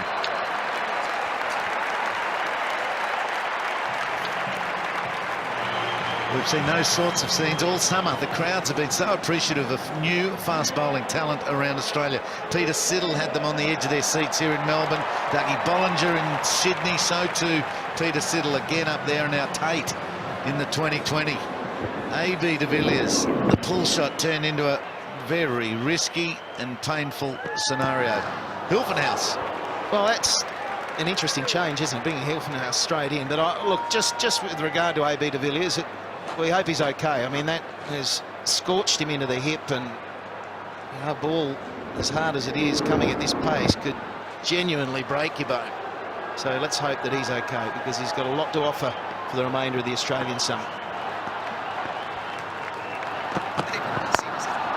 Big swing. JP Domini gets one over mid-wicket to the ropes. Hilfenhaus's second ball disappears. Gee, I like the look of this guy. He's probably happy to be up the other end at the moment too, and not facing Tate. But Hilfenhaus, just spare a thought for him. He's been waiting all summer as well. He's taken 24, 25 first-class wickets, an average of 18. He's just been a wicket taker. He finally gets a chance in the colours. Not a bad time to get introduced or reintroduced into Australian colours after that opening spell there. It's been just electric to see that, all that activity. It's really going to be interesting to see which way the South Africans go. But we've got, I think, Ricky Ponting with us there. Rick, can you hear us, mate? Yeah. Over. Second slip. Us. We'll just wait for Ricky to set his field there. But Ricky, when you set that field, mate, it's Gilly here. Yeah, mate. Happy with that start, eh? Yeah, 2 for none early on. It's nice. We'll just watch Hilfie come in for this particular delivery. It's straight through and defended by Callis. Punter, I'm just interested. 2 wickets in the first 2 overs, but we see a bowling change. What's the thinking there, mate? When they're 2 down, it's a good opportunity to give Hilfie a go with a newer ball, and then sort of understanding that Brack's through the middle of the innings, bowling his cutters, and making the batters hit to that far end against the breeze might be pretty handy for us. Sure, Hilfenhaus in again. Callis has gone. Bowled him. Callis looks to come at Hilfenhaus, back away, gave his stumps away, and they got cleaned up. It was marvellous indeed. Hilfenhaus very, very happy, and what a masterstroke from the Australian captain, Ricky Ponting. 3 for 12, South Africa. Well, it's all happening. It's really pleasing that Melbourne got another 2020 game this year, because India didn't give a lot last year, but it's on again. Australia have set a total this year, and they're cleaning up South Africa. 3 for 12, 1 ball short of 3 overs, and Callis is gone. Yeah, he gave himself a little bit of room, but the ball just shaped. It only moved probably 1.5 inches away from Callis, but it was a terrific length and that nice little shape that did him. Ricky Ponting told us, didn't he? Give him the new ball. Now it's Van Yarsfield. Oh, he's playing and missing too. Into the gloves of Ronke, another new boy. 3 overs gone, 3 for 12. I mentioned earlier about that World Cup semi-final, albeit 50 overs cricket, but Jacques Kallis in that match played a very similar shot to the one that he was just dismissed there, trying to up the tempo. But Ricky Ponting, he's done so well as Hilfenhaus comes back. He's still, oh, there you go, Rick, you're still listening to me, mate. Yeah, I got you. I'm just giving you a big wrap-up here, mate. I can hear it, mate. It's the first time in about 4 months of the battle rap. So. He hasn't been up here long enough yet, Ricky. He's being nice still. Give me a couple of games, mate. Yeah. What about this pace punter from Tate? How impressive is that? Yeah, that's those first couple of balls then. Was it 152, 155 in his first over? That's pretty impressive stuff. Yeah, he actually topped it at 156, but here he comes again to Duminy.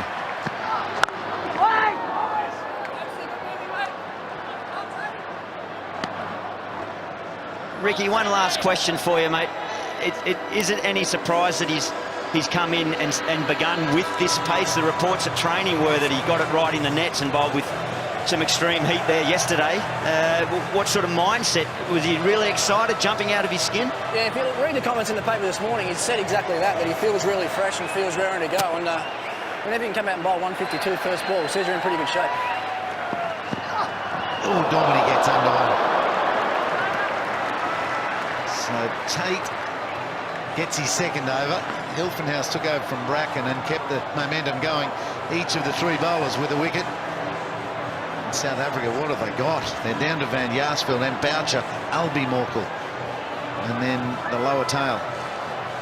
I'm very interested there, Heels, to see what this young guy has got. He has shown several times throughout the summer in the Test, experience beyond his years in rebuilding situations. Let's see if he's got it in the shortest version of the game. That's a beautifully cracked cover drive. He watched it, didn't have time to move much, but still creamed it. And you can't, Heels, you can't against this sort of pace. Your feet, you still want to get some sort of weight movement going, but your feet just can't move like they would if you're facing someone at 135k. But what he's got is a great eye and the extension of the arms. Just saw the head slightly move forward, which put him into a nice launching pad. But this is good play, and backing up what you're saying, it's tough going for them now. 7 wickets remaining. The required run rate sits just over 10, so you've got to keep going for it, don't you, Gilly? Oh, there's a pull shot. That's 4 as well. No one back there at all. And Dorney goes to 13.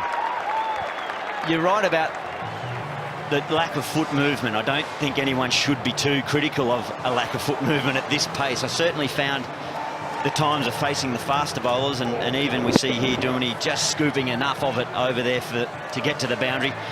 Facing Tate in that All-Stars game a few months ago back in November, I hadn't had a hit for a little while, but just with Tate you always feel it's a sense of it's either going to be short or full. So he bowls his best when he hits a good length. Down the leg side there, but giving up a run. But I'd like to see Sean, just as I say, from batting personally against him, when he gets into that good length area, you're so focused on the short ball, you're so fearful of it coming up and maybe hitting you in the helmet, hitting some glove, and you're very wary of that Yorker, the pace with which it comes in, and if it's swinging a little bit, you're very wary of that. But if he can hit a good length, the traditional length, not too many people generally have the perception to pick it up and get it to the boundary. Down the leg again. Did it flick something? It didn't. The umpire says wide. Well, it's all on show again. There's pace, there's injury, there's wides, there's a little bit of swing every now and then. He's unbelievable when you've got a good total to bowl to. Yeah, and you talk about short pitch stuff in the 2020 form. You don't think as a batsman you're going to be going out there copping too much, but it just shows a pace bowler can still intimidate. He's only got 4 overs max throughout the 20 overs, but if he's used in 2 blocks of 2 or singular overs, whatever it is, a fast bowler, if he's on target, can do some serious damage. And the atmosphere out there, it's just something to behold. It's just an awesome stadium. I reckon it's got bigger too since you've come back in here. And Tate fired up. Round the wicket, he gets slashed away for the 3rd 4 of the over. You're so right, there it is. A little bit of everything from Sean Tate. And I asked the question, let's see how JP Duminy goes in this situation. He has shown an extremely cool head again. Hooking the fast bowler around to the leg side, but cashing in on a bit of width there, getting it over the infield. He just looks so composed, this young fella, doesn't he? Such an exciting find for the South Africans. Immediate timing on the front foot, on the back foot, both sides of the wicket so far. Full and outside off, a little bit of footwork and great timing again. 14 off the over, 3 for 26.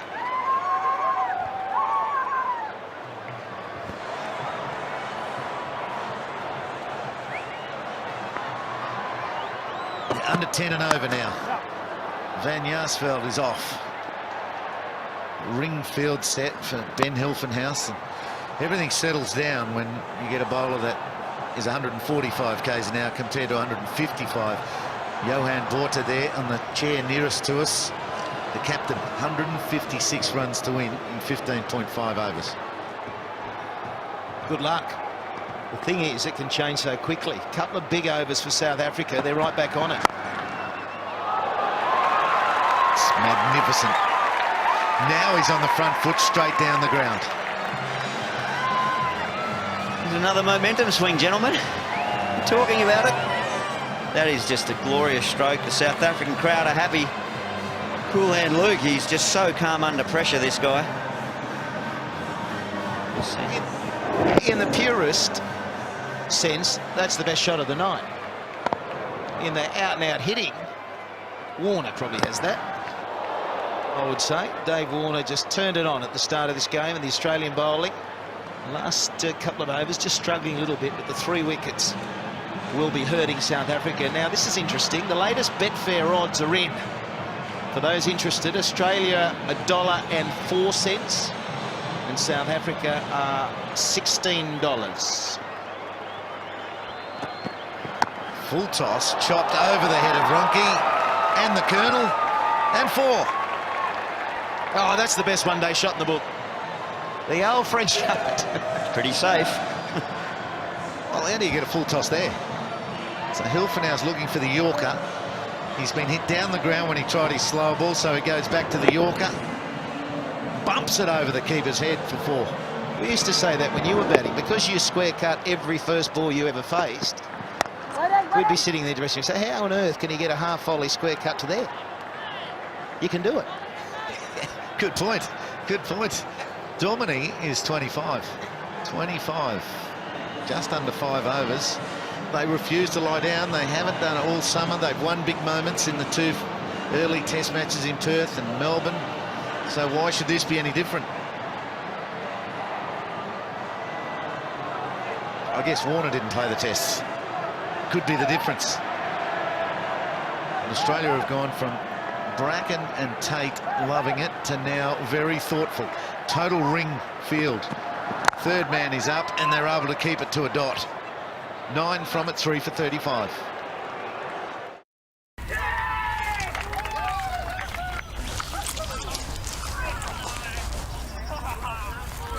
Should have gone to Specsavers. Book an eye test online with the test experts.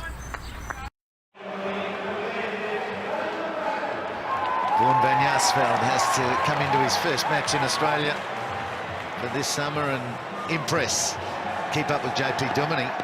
Nathan Bracken replaces Sean Tate with his second over. 1 for 1 in his first. The eyes are big. Just a single to start.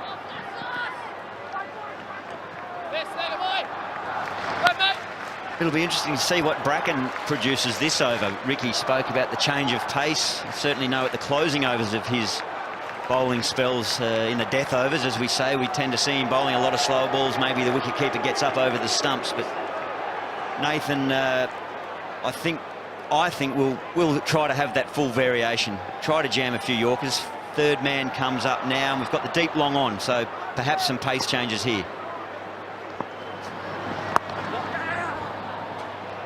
He's so good. He's so hard to get away, and he's so honed, isn't he, when it comes to 2020 or bowling the 10 overs in the one-day mode. And maybe that's what the perception is out there in the greater world. Maybe the selectors think he's so honed as a one-day player that multiple spells over the course of a day or two in test matches is probably why he's not getting mentioned too often, and that frustrates him greatly. But you can just see that in this form of the game, so hard to get away. Powerfully played off the back foot. Good timing from Van Jaarsveld as well, and he'll get 3. So for him, mid-on came up, third man went back.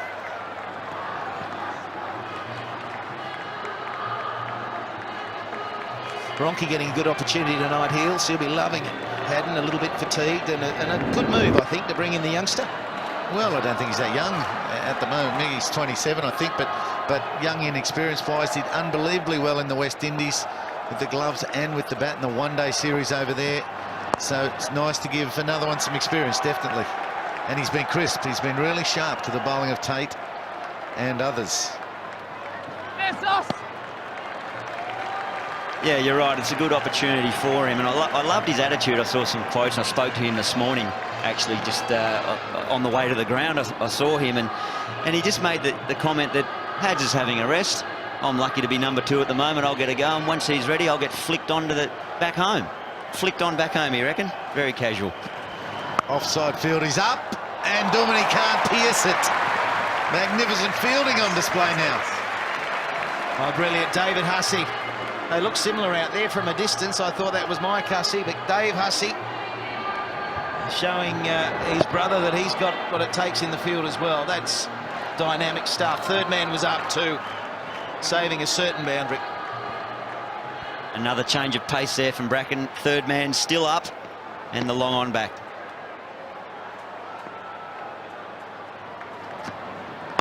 Another slow ball. That's the long on they push back. Keeps it to a single, which is an awesome result in 2020 cricket. 3 for 44 off 6. The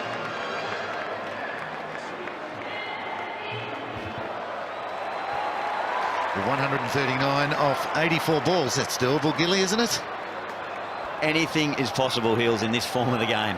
The trick now is keeping these wickets in hand.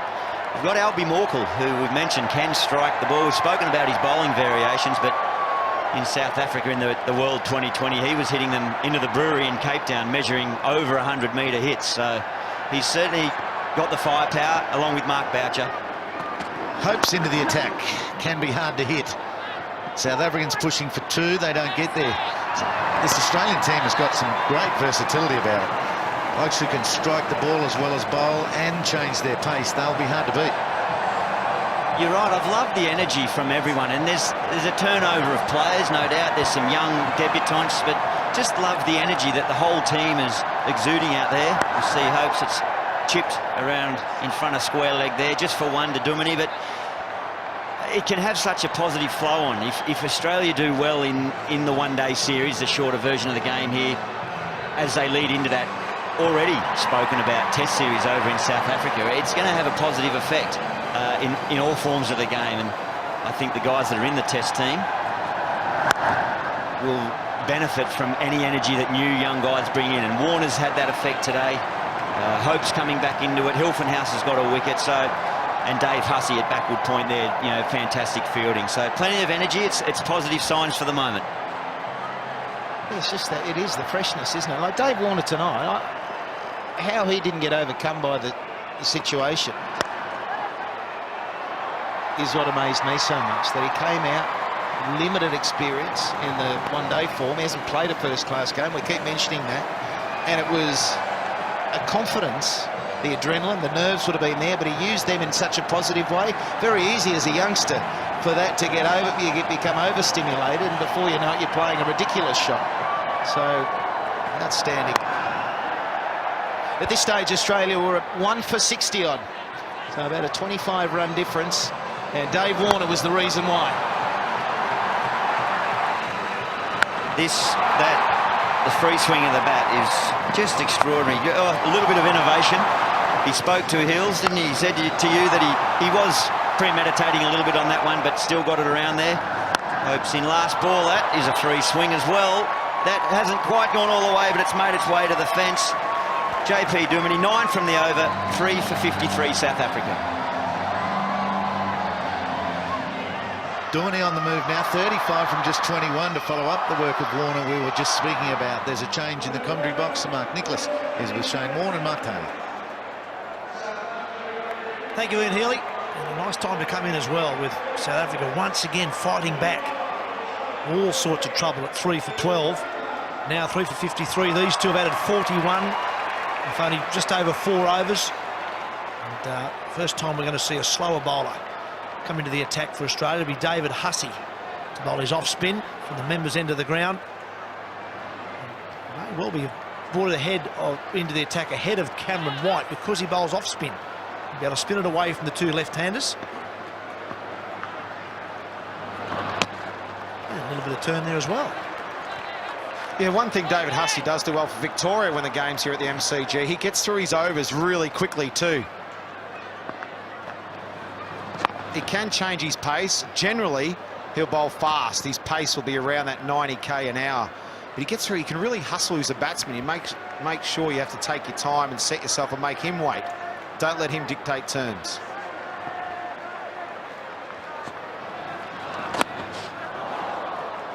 That could well be wide. Yeah, he's also one of the world's most experienced one-day slow bowlers in that he's played so much 20-over cricket for Nottinghamshire in England, for Victoria here, and a few games for Australia. And he does this job really well.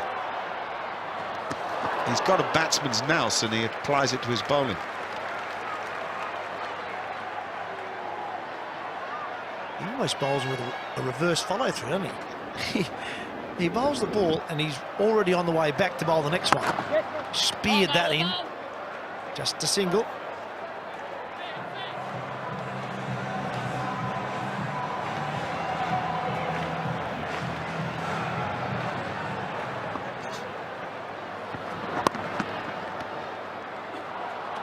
Fast overs are very underrated. We've only got one ball of this over left.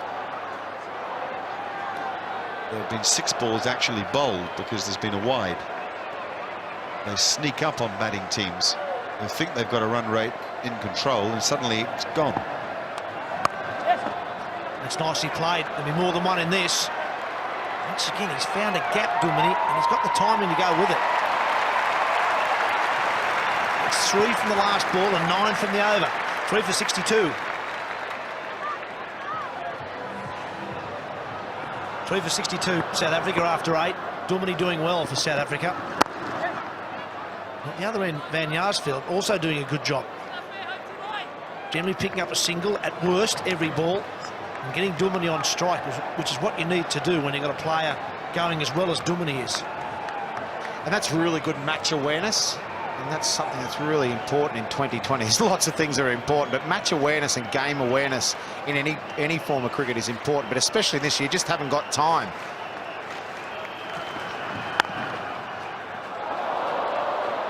Well, Van Jaarsveld does the fielding on that occasion. Sorry, Duminy does the fielding. He's the non-striker. It was firstly Hopes who knocked on to Duminy.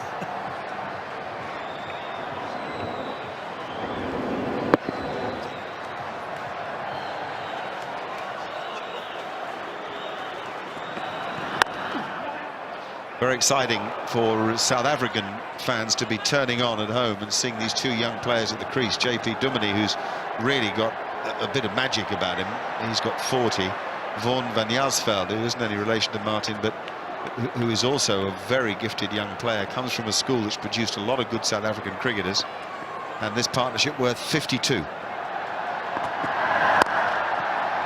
a lovely shot down the ground. It's such a nice timer for the ball.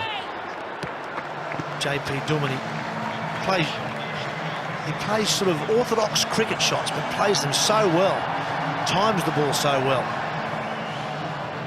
The other point about Vaughan Van Jaarsveld is that he's making his debut here at the Melbourne Cricket Ground in front of 70,000, so what an occasion for him. And he's out.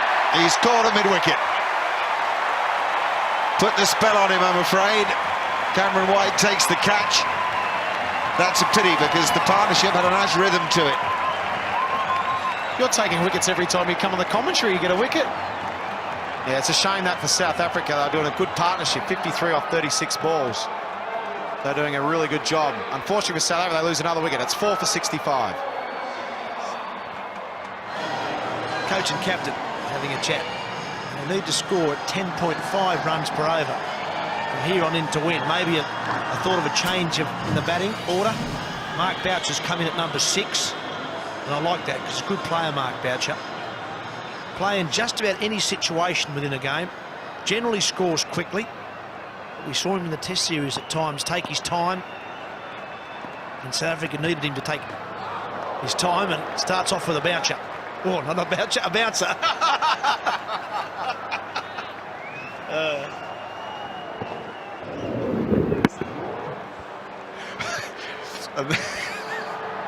And that is the end of Vaughan van Jaarsveld's debut in international cricket. Just needed a bit more of that. I think he's trying to hit it a touch squarer, and he gets a bit cramped on it. He's got a bit too much to do from that very straight line. Didn't see the pain on his face. Duminy remains unbeaten with 41.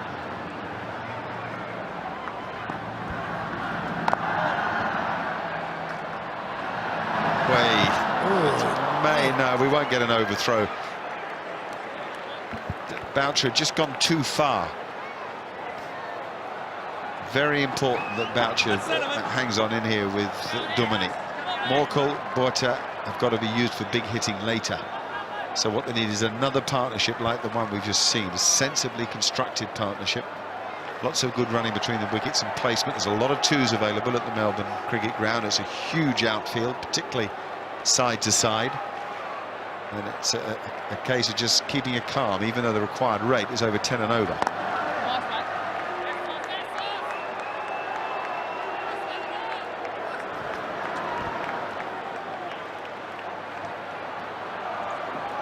And one feels Duminy's the key here, and as you say, Mark, the batsman coming, Alban Morkel can clear the fence. He's also a smart cricketer. Boucher is a good cricketer and experienced. So they need to just get a partnership here, but as you say, the run rate's climbing all the time. But they have to do it smart here. There's lots of twos out here. Pick their spot with the bowler and say, right, if he bowls one here in my spot, I can clear the fence. Mike Young, the Australian fielding coach, we talked about how the Aussies have got a bit of intensity out there in the field. They're throwing themselves around. We see David Hussey stopping the ball, some good catching. Mike Young does a lot of work before they go out in the field.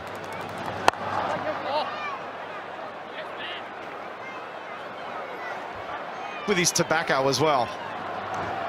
He's back in his single knee pose, barking applause. He's quite a character, straight out of baseball, and a very useful addition to the Australians.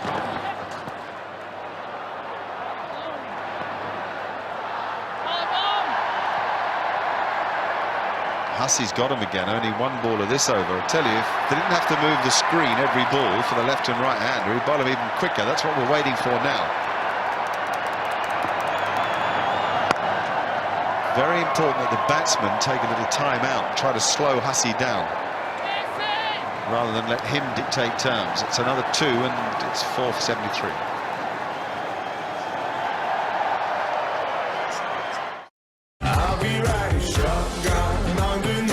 For over 20 years, CommBank has been supporting women in cricket so that thousands more girls can.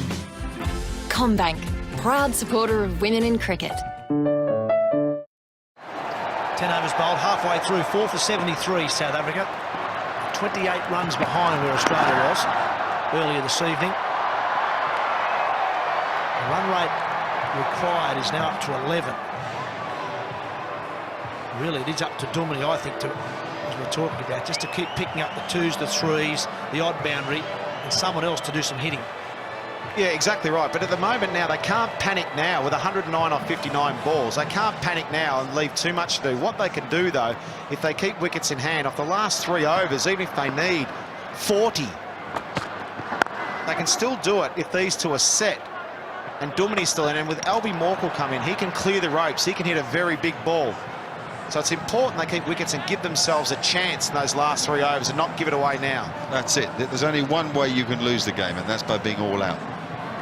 So you've got to bat understanding you've got yourself a problem, and that something special happens to happen at the end of the innings, or needs to happen at the end of the innings, but you've got to give that a chance to happen. With the old one-day cricket, it was always the last 10 overs. You used to sort of say to yourself, all right, what can we get off the last 10? At the Gabba, you used to work on something like 80. Other bigger grounds, you might work on 60 or 70. What about in 2020 matches? What is it, the last 5 overs you work on, or the last 3? Or is there a figure that you work on in terms of overs left? We sort of worked on at the end was 10 runs and over. So like 50 off 5 is very gettable. And the other thing is, but that was a little bit different in India and those sort of places, as they'll get 2 here, is the grounds were smaller and the ropes are in. That's 50 for JP Duminy, a very well-deserved 50 as well. He's played extremely well. He's got him off 31 deliveries. And the crowd appreciating his innings.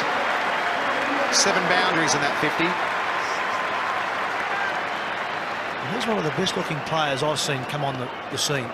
For a number of years, there's been a lot of good players come on. This guy is about as technically sound as you'd want from a batsman. Middles the ball well, he has economy of foot movement, runs well between the wickets, generally fields well, though he dropped the catch today, which surprised us all here in the commentary box when he actually did something wrong. But he is a real talent, this guy. Very, as I said, technically sound. And you think of the innings he had to play through the Test series as well, and now again they're under pressure and behind. He's shown a lot of flair and a lot of variety in all the different innings. He's come under pressure in the Test matches in Perth, and now this 2020 here, he's doing extremely well. 4 for 81.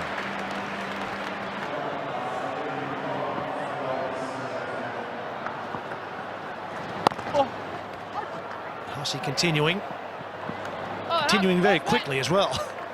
Well, Duminy's going to have to be fit, really fit. A lot of focus these days on whether the modern cricketer spends too much time training, doing fitness work. But in one-day cricket, and specifically 2020 cricket... Catch! Now then, oh, what a little ripper! That one's Michael. The fellow bowled, it's called David. The Hussey brothers have a great Melbourne moment. I'll tell you what he looked like. Nick Rewalt for the Saints, flying down there for a mark down at the MCG. It's a good grab. Hussey to Hussey, this is like the backyard. Very good catch. It looked like he just misjudged it a little bit, but adapted well. Excellent catch.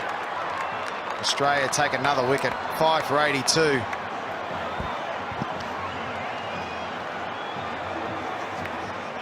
When the moon hits the sky, the Hussies fly high. Mark Boucher caught in the deep by Michael Hussey. South Africa have a problem. 5 for 82. We're into the 12th over. And this is all about judgment, about timing, about great hand-eye coordination. That is a wonderful catch. He just knows exactly what he's doing.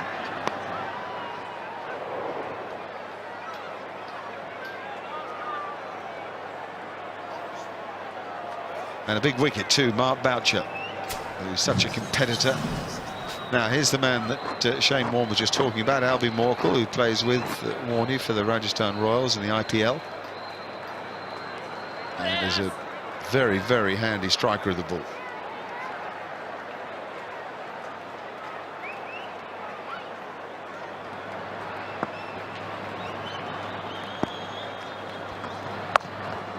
I wish he played for the Rajasthan Royals. Unfortunately, we had to watch his blades slogging us into the park for the Chennai Super Kings. Maybe there's a trade that you can help us with that you know about. No, I watched the final, actually, simple as that. I've just got you all muddled. The games go so quick.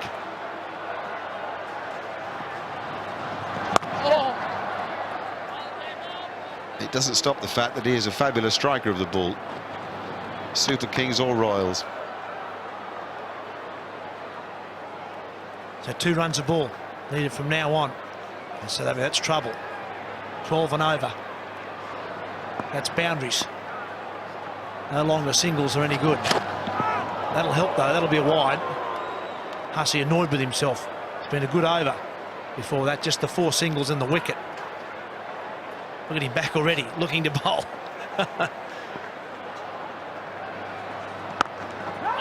Doesn't cost him though. There's 5 singles in the over and the wicket.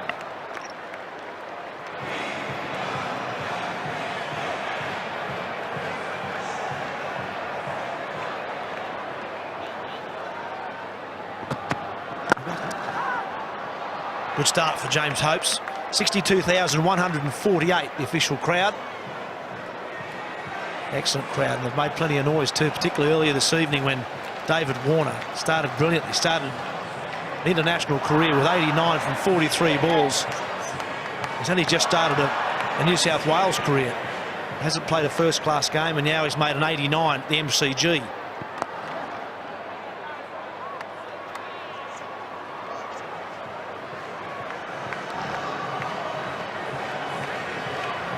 There is Dave Warner down there. He would be absolutely loving it down there.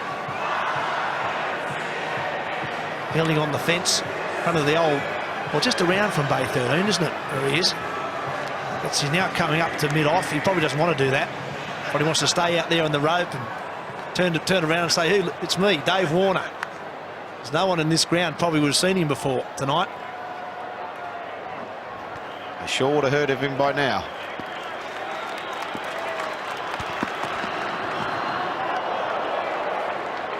I know that's a wide, but it's a good thinking from James Hopes. I think that's something he's added to his games. He's always been a little medium pacer and just bowls line and length, the odd Yorker, occasional slow ball, but it's something he's added to his game, which I think gives him variety, just gives him a little bit unexpected for the batsman facing him. He still knows that he's got one up his sleeve that he could give you a good short one. You can't just rock onto the front foot every ball, and it's still around that 130k mark.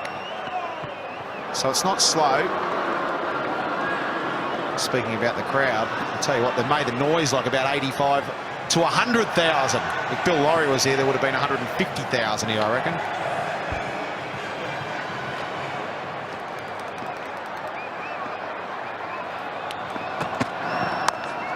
Well, that's nicely played. Just be a single though.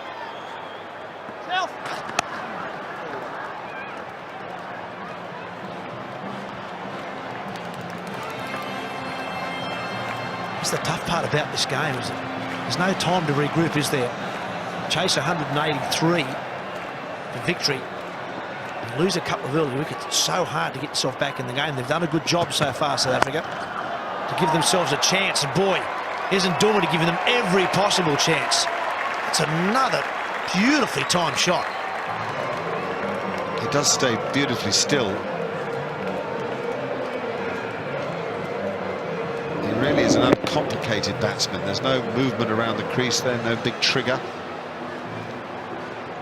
Fantastic hands. Look at the way they work to hit the ball on exactly the spot that he's aiming. Mark Taylor mentioned just a moment ago, one of the best, if not the best, that we've seen emerge on the international scene for some time. This could be trouble. No, it's safe. No, I think the lights. Cameron White's the fieldsman down there. I thought he was getting himself in a position to attempt a very tough catch, and in the end, I think he's caught the lights, probably from the grandstand at the members' end, and in the end he pulled out of it altogether. That's dead right. The ball reaches a certain trajectory there, and he loses it. Dead centre of one of the big pylons of lights. Lucky it didn't scon him. That's a good effort from James Hopes there. Chased that ball and done his own fielding. 5 for 98. 7 overs left. 85 to get for South Africa. Australia need 5 wickets. And Sean Tate is back into the bowling attack. Bowled a very fiery first over. Unlucky not to have Callis first ball. Glove one to first slip, given not out.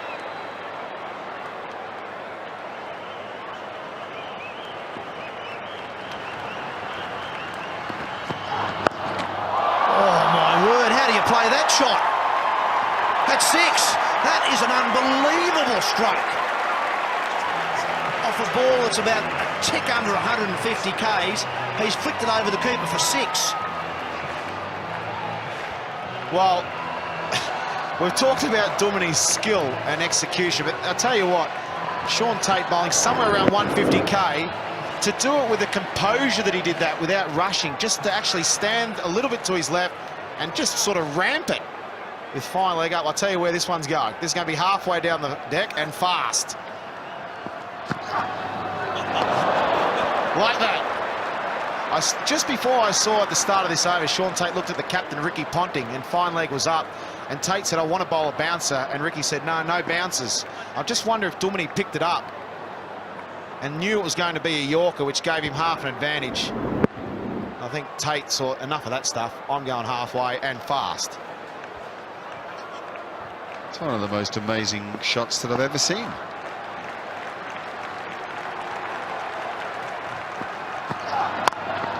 Now down the ground, beats mid off, may not beat long on. Hilfenhaus House will keep it to 2.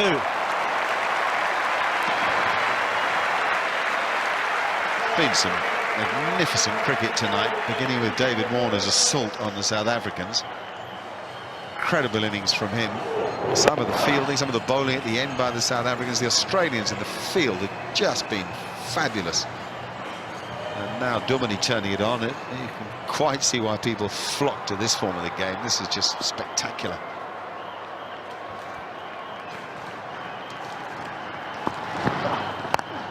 Slower ball, and Duminy's got it in the gap again. He's just got that knack, JP Duminy, to find the gaps. It was a good slower ball from Shaun Tait, and it still cost him 2. And one of the things in 2020 that's important is not to be predictable. And the other thing is how you construct your over, whether it's a bouncer. It's all about a plan. I want fine leg back. I'm going to bowl a couple of wide Yorkers and set him up for a bouncer. Am I going to bowl some bouncers and set him up for a Yorker? It's all about having a plan. Shaun Tait looks like he's mixing it up. He's being unpredictable. We've seen a bouncer. We've seen a Yorker to the most astonishing shot for 6. We've seen a couple of slower balls. And I'll tell you what, Duminy's just starting to really hit him hard. We talked about David Warner. Duminy's 75 off 45 deliveries. Really is looking super touch. Just ask Ben Hilfenhaus down at long on how well he's hitting them. That got down to him very quickly at mid-on. He was in about 5 metres off the rope. He's gone straight back to the rope now. That almost cost him a boundary. That was down there in less than a second, I reckon. It's good pace. The throw. Oh, trouble. That'll be 5. That'll be 5. It's hit the bat of Morkel, which is what can happen when you throw at the stumps, and he's deflected it past the backup men, and that'll be 5 off the last ball of the over, and 16 from the over. 5 for 114. Still very much alive, South Africa. 5 for 114, 6 overs left, and they need 69. To take you through those 6 overs will be Ian Healy, Adam Gilchrist and Michael Slater. Thanks, Tub. The big reason they're still in the game is JP Duminy. He showed his worth during the Test series, and he's doing it again here tonight. Nathan Bracken will start his 3rd over, 1 for 10. He's gone for, so far, Albie Morkel on strike. Yeah, and that's evaded the fielder. It'll run away for 4. For a moment there, I thought Shaun Tait was going to get his hands to that one. Gee, that's an important boundary to start the over. The top shot, they brought 3rd man up, so if he gets it through there's no protection. All the protection for Morkel is out on the leg side. There's 3 men boundary riding and just fine leg up, so there's lots of runs on that side of the pitch, but he's decided to get one through the offside. That's where Bracken wants to bowl to. That one has gone not far enough for a catching opportunity. And Dave Hussey has tripped over nothing. I think he's rolled his ankle. No rocks out there or anything out of the hills. Can't see much. So he's got a wooden leg. So he's got the thumbs up, but the big limp happening. Hey, yep. The spikes didn't grip. Down he goes. There's the crow hop throw. I think he's okay, just loosening up. Another one in the air. Is it going to carry? Gee, they're teasing the Australian fieldsmen at the moment, Morkel and Duminy. They're trying to get out. And that's the brother. In the thick of it, the Hussies. They always are very energetic. It's going to be interesting here. We heard Warney say that the Rajasthan Royals, the winners of the inaugural IPL, he thought 50 off the last 5 overs. It's not too far off that. They finished this over well. Another one of those cutters from Nathan Bracken. He's changing it up almost every delivery, isn't he? Different pace, different style of slower ball. And that's what makes him so hard to apply the pace on the ball. Well, his slower ball's pretty quick and it's got trajectory on it. So it really makes the batsman have to change his eye line as well as readjust to the pace, and it's difficult. This is a good hit. He's got enough wood on it to go straight down the throat of Cameron White. This time, it doesn't get lost in the lights here at the MCG. A very important wicket for the Aussies. I suppose if there's something in favour for South Africa, it's that Duminy, the man in form, is still out there. Morkel gone for 12, it's 6 for 120. Someone's with a Linter Energy? Yeah, of course. Aren't you? Yeah, especially with their great energy deals. Either of you guys see my wicket keeping? Get a great energy deal. Switch to Alinta Energy, supporting your home team. A couple of good overs could change it all again in favour of South Africa. They're running out of batsmen though. Duminy, he's been busy from the moment he got out there. He's had to consolidate. In this form, you get about 2 balls to do that, and then he's been hitting. And can he be the second centurion in 2020 cricket? Chris Gale, the only other one. Warner out for 89, but Duminy has not been contained at all. Warner Morkel just rolling on that slow ball from Nathan Bracken, who's completed his 3rd over brilliantly. 2 for 18. Cameron White takes the catch. It's easy as you like, Tim. Big Bear, he just, yeah, I'll take that one, thank you. I think he was just reasonably pleased to make sure that one didn't get lost in the light slats. So he was with a little bit of embarrassment down there in front of the crowd, his home crowd. But Dave Hussey coming back on to finish his spell. He's bowled 3 overs for 21, and very efficiently. I think the way he raced through the overs, he gets through them so quickly that puts a lot of pressure back on, and I don't think it'll be any different in this over. There's the reverse sweep. He doesn't get it away. It was a big swing for only one, but Boyder, the captain, coming out, trying to do something a little different. Where's the double-sided bat? I've heard a lot about this slats. Dave Warner didn't need it today. He's used it before. That's it here. Rather than having to turn around there, I guess you get down and a la Andrew Simons and just let the ball hit the bat. Hold it out, point it straight at the bowler and let the ball hit the back of the bat. Simo does it very well. And a big shout for LBW. That goes the finger. And that is the big wicket now. It was another reverse sweep attempted. And that's about all I can say about it. It was a strange option. 70-80 made. They're well known for it, the South Africans. They can hit big balls with the reverse sweep, but it's 20 k's faster than he expected. And JP gone for 78. And Staines, the new batsman, he's been dead batting in the test matches. Can he play the big ones here? We know he bowls fast. Can he hit long? We haven't seen that. But he'll need it tonight. 2 for 22, Dave Hussey. Not said the same way as one of our fellow commentators would have said it. 2 for 22, but 2 for 23 now. This was 104 k's an hour. Jammed in front. This will be gone too, will it? No, Nathan Bracken couldn't get there in time, but all of a sudden the South Africans trying to give their wicket away, but it's the nature of the beast. The nature of the game is you've just got to keep hammering and hope that you can chase down 180 odd. This time he swings himself off his feet. Dale Steyn doesn't last too long. 2 balls, in fact. And Dave Hussey, can you believe it? He's got 3 for. You're right there. The crowd are very happy with this. The home crowd for David Hussey, the adopted home crowd. Dale Steyn did it through the Test series. Not this time. Makarantini at the non-striker's end. And Bodo just getting the one down the ground. But David Hussey will get another ovation. It's 3 for 25 from his 4 overs. And another example that spin bowling in this form of the game, we hear it from Shane Warne, that it works nicely.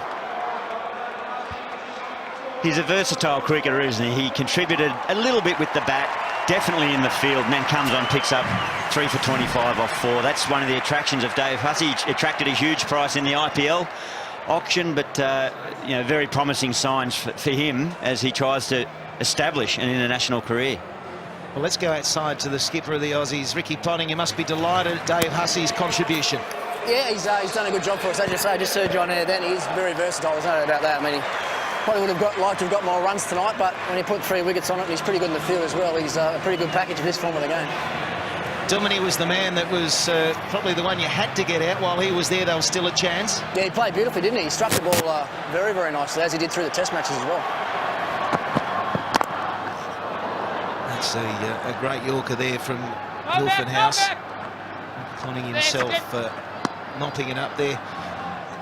Punter, there's a great versatility in this 2020 outfit. Yeah, we've got lots of, you know, obviously very talented players around Australia in the domestic stuff, and it's good to see some of them getting to go here. You know, Whitey and Hopesy and Warner was obviously magnificent tonight, so Hilton House is pretty handy himself as well. And there's a wicket. Hilton House getting it through the gate. And it was off the foot, onto the stumps. He's surprised, can't believe it. He just heard the death rattle. I'll take it. Whatever happened, I'll take it. Well, the Australian bowlers have been bowling too straight to Makarantini in the Sydney Test. It was blocking them perfectly. Hilton House gets some swing into the foot and onto the stumps. 9 down. Look at the swing on this. Reverse swing, is it? I'm not sure, but he's kicked it, ricocheted right off the big toe into middle stump. Hilton House is happy. Nice shape there. Bang. Leg stump indeed it hit. Oh dear. There's been some interesting dismissals, Mick.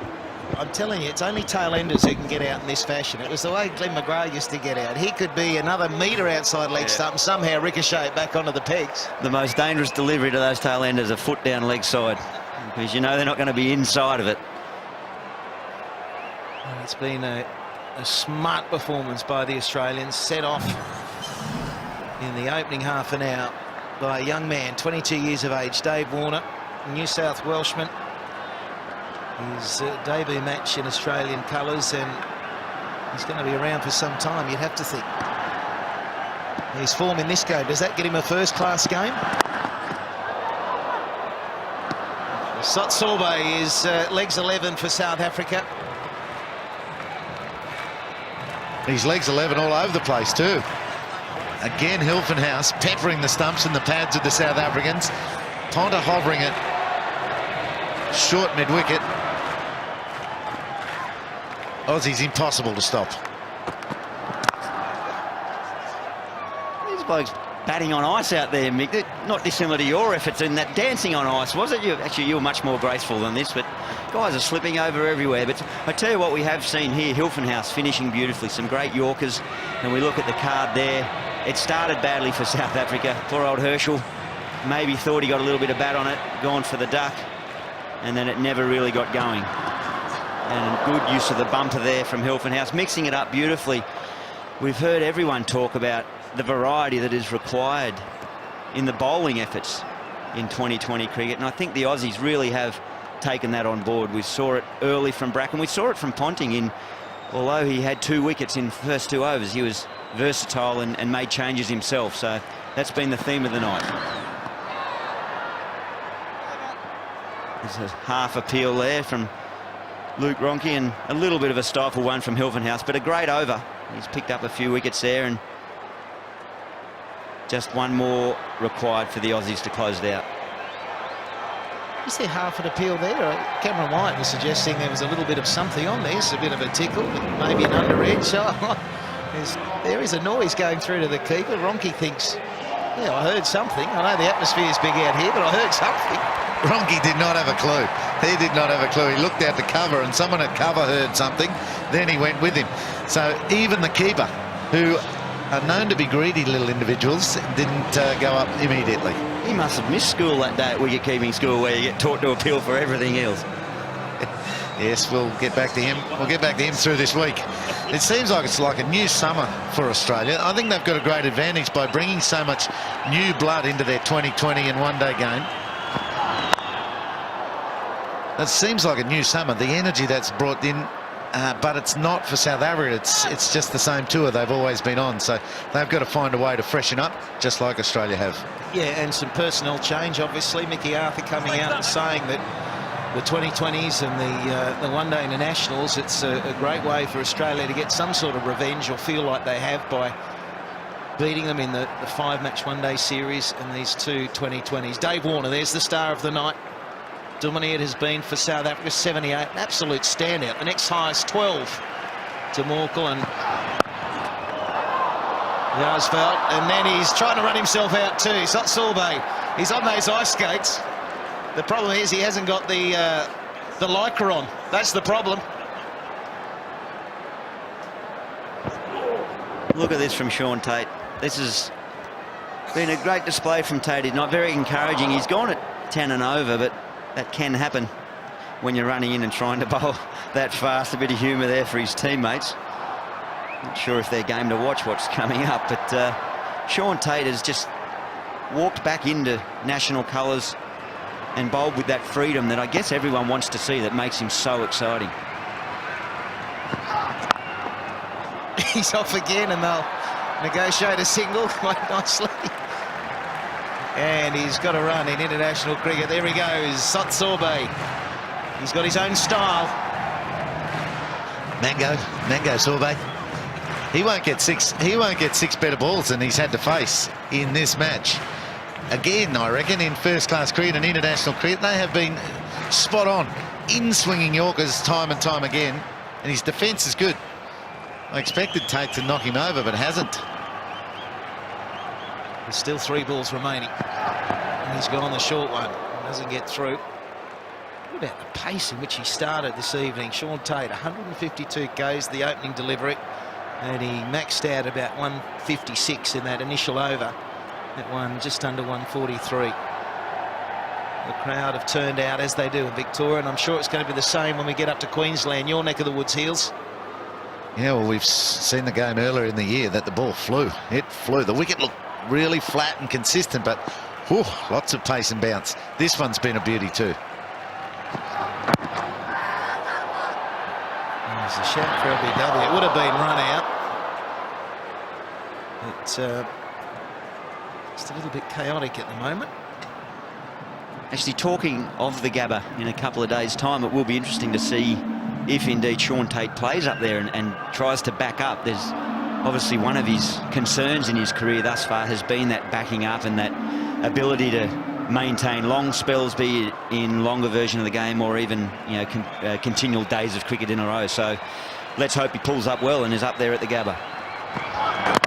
And bowled him again. We see an assist by the batsman from pads to stumps, and the Australians gain victory by 52 runs in this opening KFC 2020 extravaganza. It's the first of 2, Australia-South Africa up at the Gabba in 2 nights. It'll all be on again, but Australia, a convincing victory, and everyone has contributed. All the bowlers have done a magnificent job this evening, and we will never forget the innings from Dave Warner. He could not believe he got his pad so far outside leg stump, yet still got bowled. Sotzorbe is finished for 1. Tate, it had everything this innings. It had economy from Bracken. It had fire from Tate. Hilfenhaus was good with the new ball as well as the old. And then Hopes and Hussey did their jobs. 3 for 25, David Hussey, in a team which has still got extra bowling options up its sleeve. You've called it beautifully there, boys. And look at these guys. The Aussies, just so energetic. You say, Heels, it's almost like the beginning of a new summer for them. And it's amazing what a little bit of change can do, that enthusiasm, the younger guys, some older experienced guys coming back in and showing that they've still got that hunger and desire to play for Australia. I mentioned earlier about some guys maybe not thinking about the Australian team, maybe wanting to go direct to the IPL. Well, this bunch of players tonight certainly showed the pride that is still around for the, not the baggy green, it's the skull cap that's yellow, but it's got the crest, the coat of arms on there, and there's certainly a lot of pride there. None more proud than that man there on your screen, David Warner. Yeah, changing times in the cricket world. Dave Warner, 80-odd. It looked like he was going to get the second ever 2020 100. Not to be, but it was outstanding. Welcome back to the Melbourne Cricket Ground, where the Australians have beaten the South Africans by 52 runs tonight in this KFC clash here. A fantastic performance by the Australians, and we've got time to hear from Albert Baladi, the Managing Director of KFC, who has tonight's Man of the Match for us. Over to you, Albert. Well, KFC are delighted to be associated with this fantastic event. On behalf of our employees, our franchisees, and our customers, I would like to announce tonight the Man of the Match, David Warner. If you can join us, David.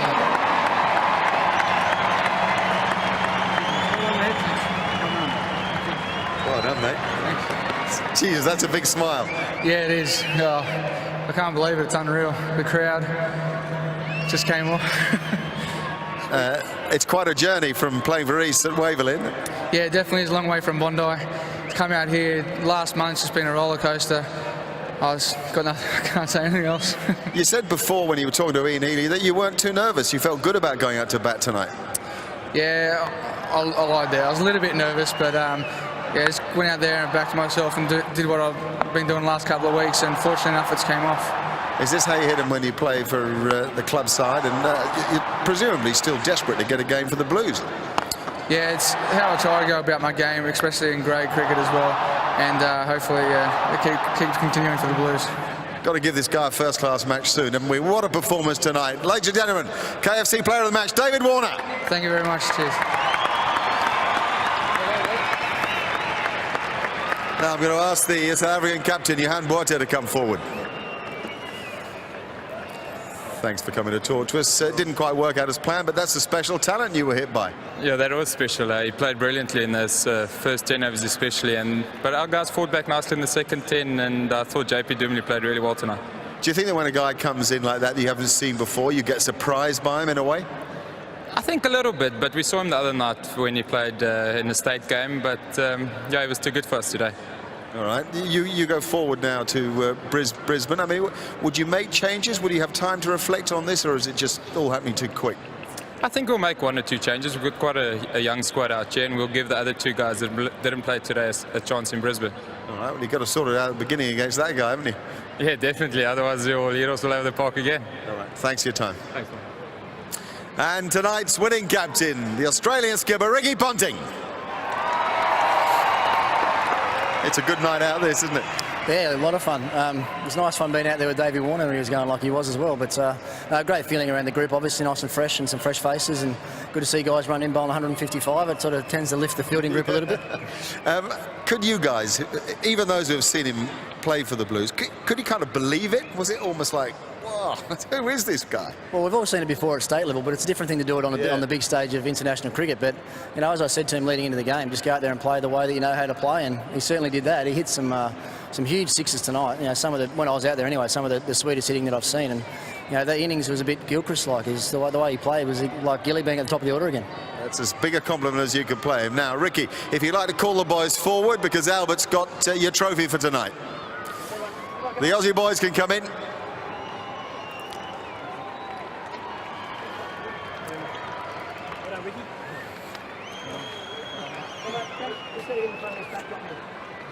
Tonight's winners, ladies and gentlemen, of the KFC 2020 match here at the Melbourne Cricket Ground, Ricky Ponting's Australians.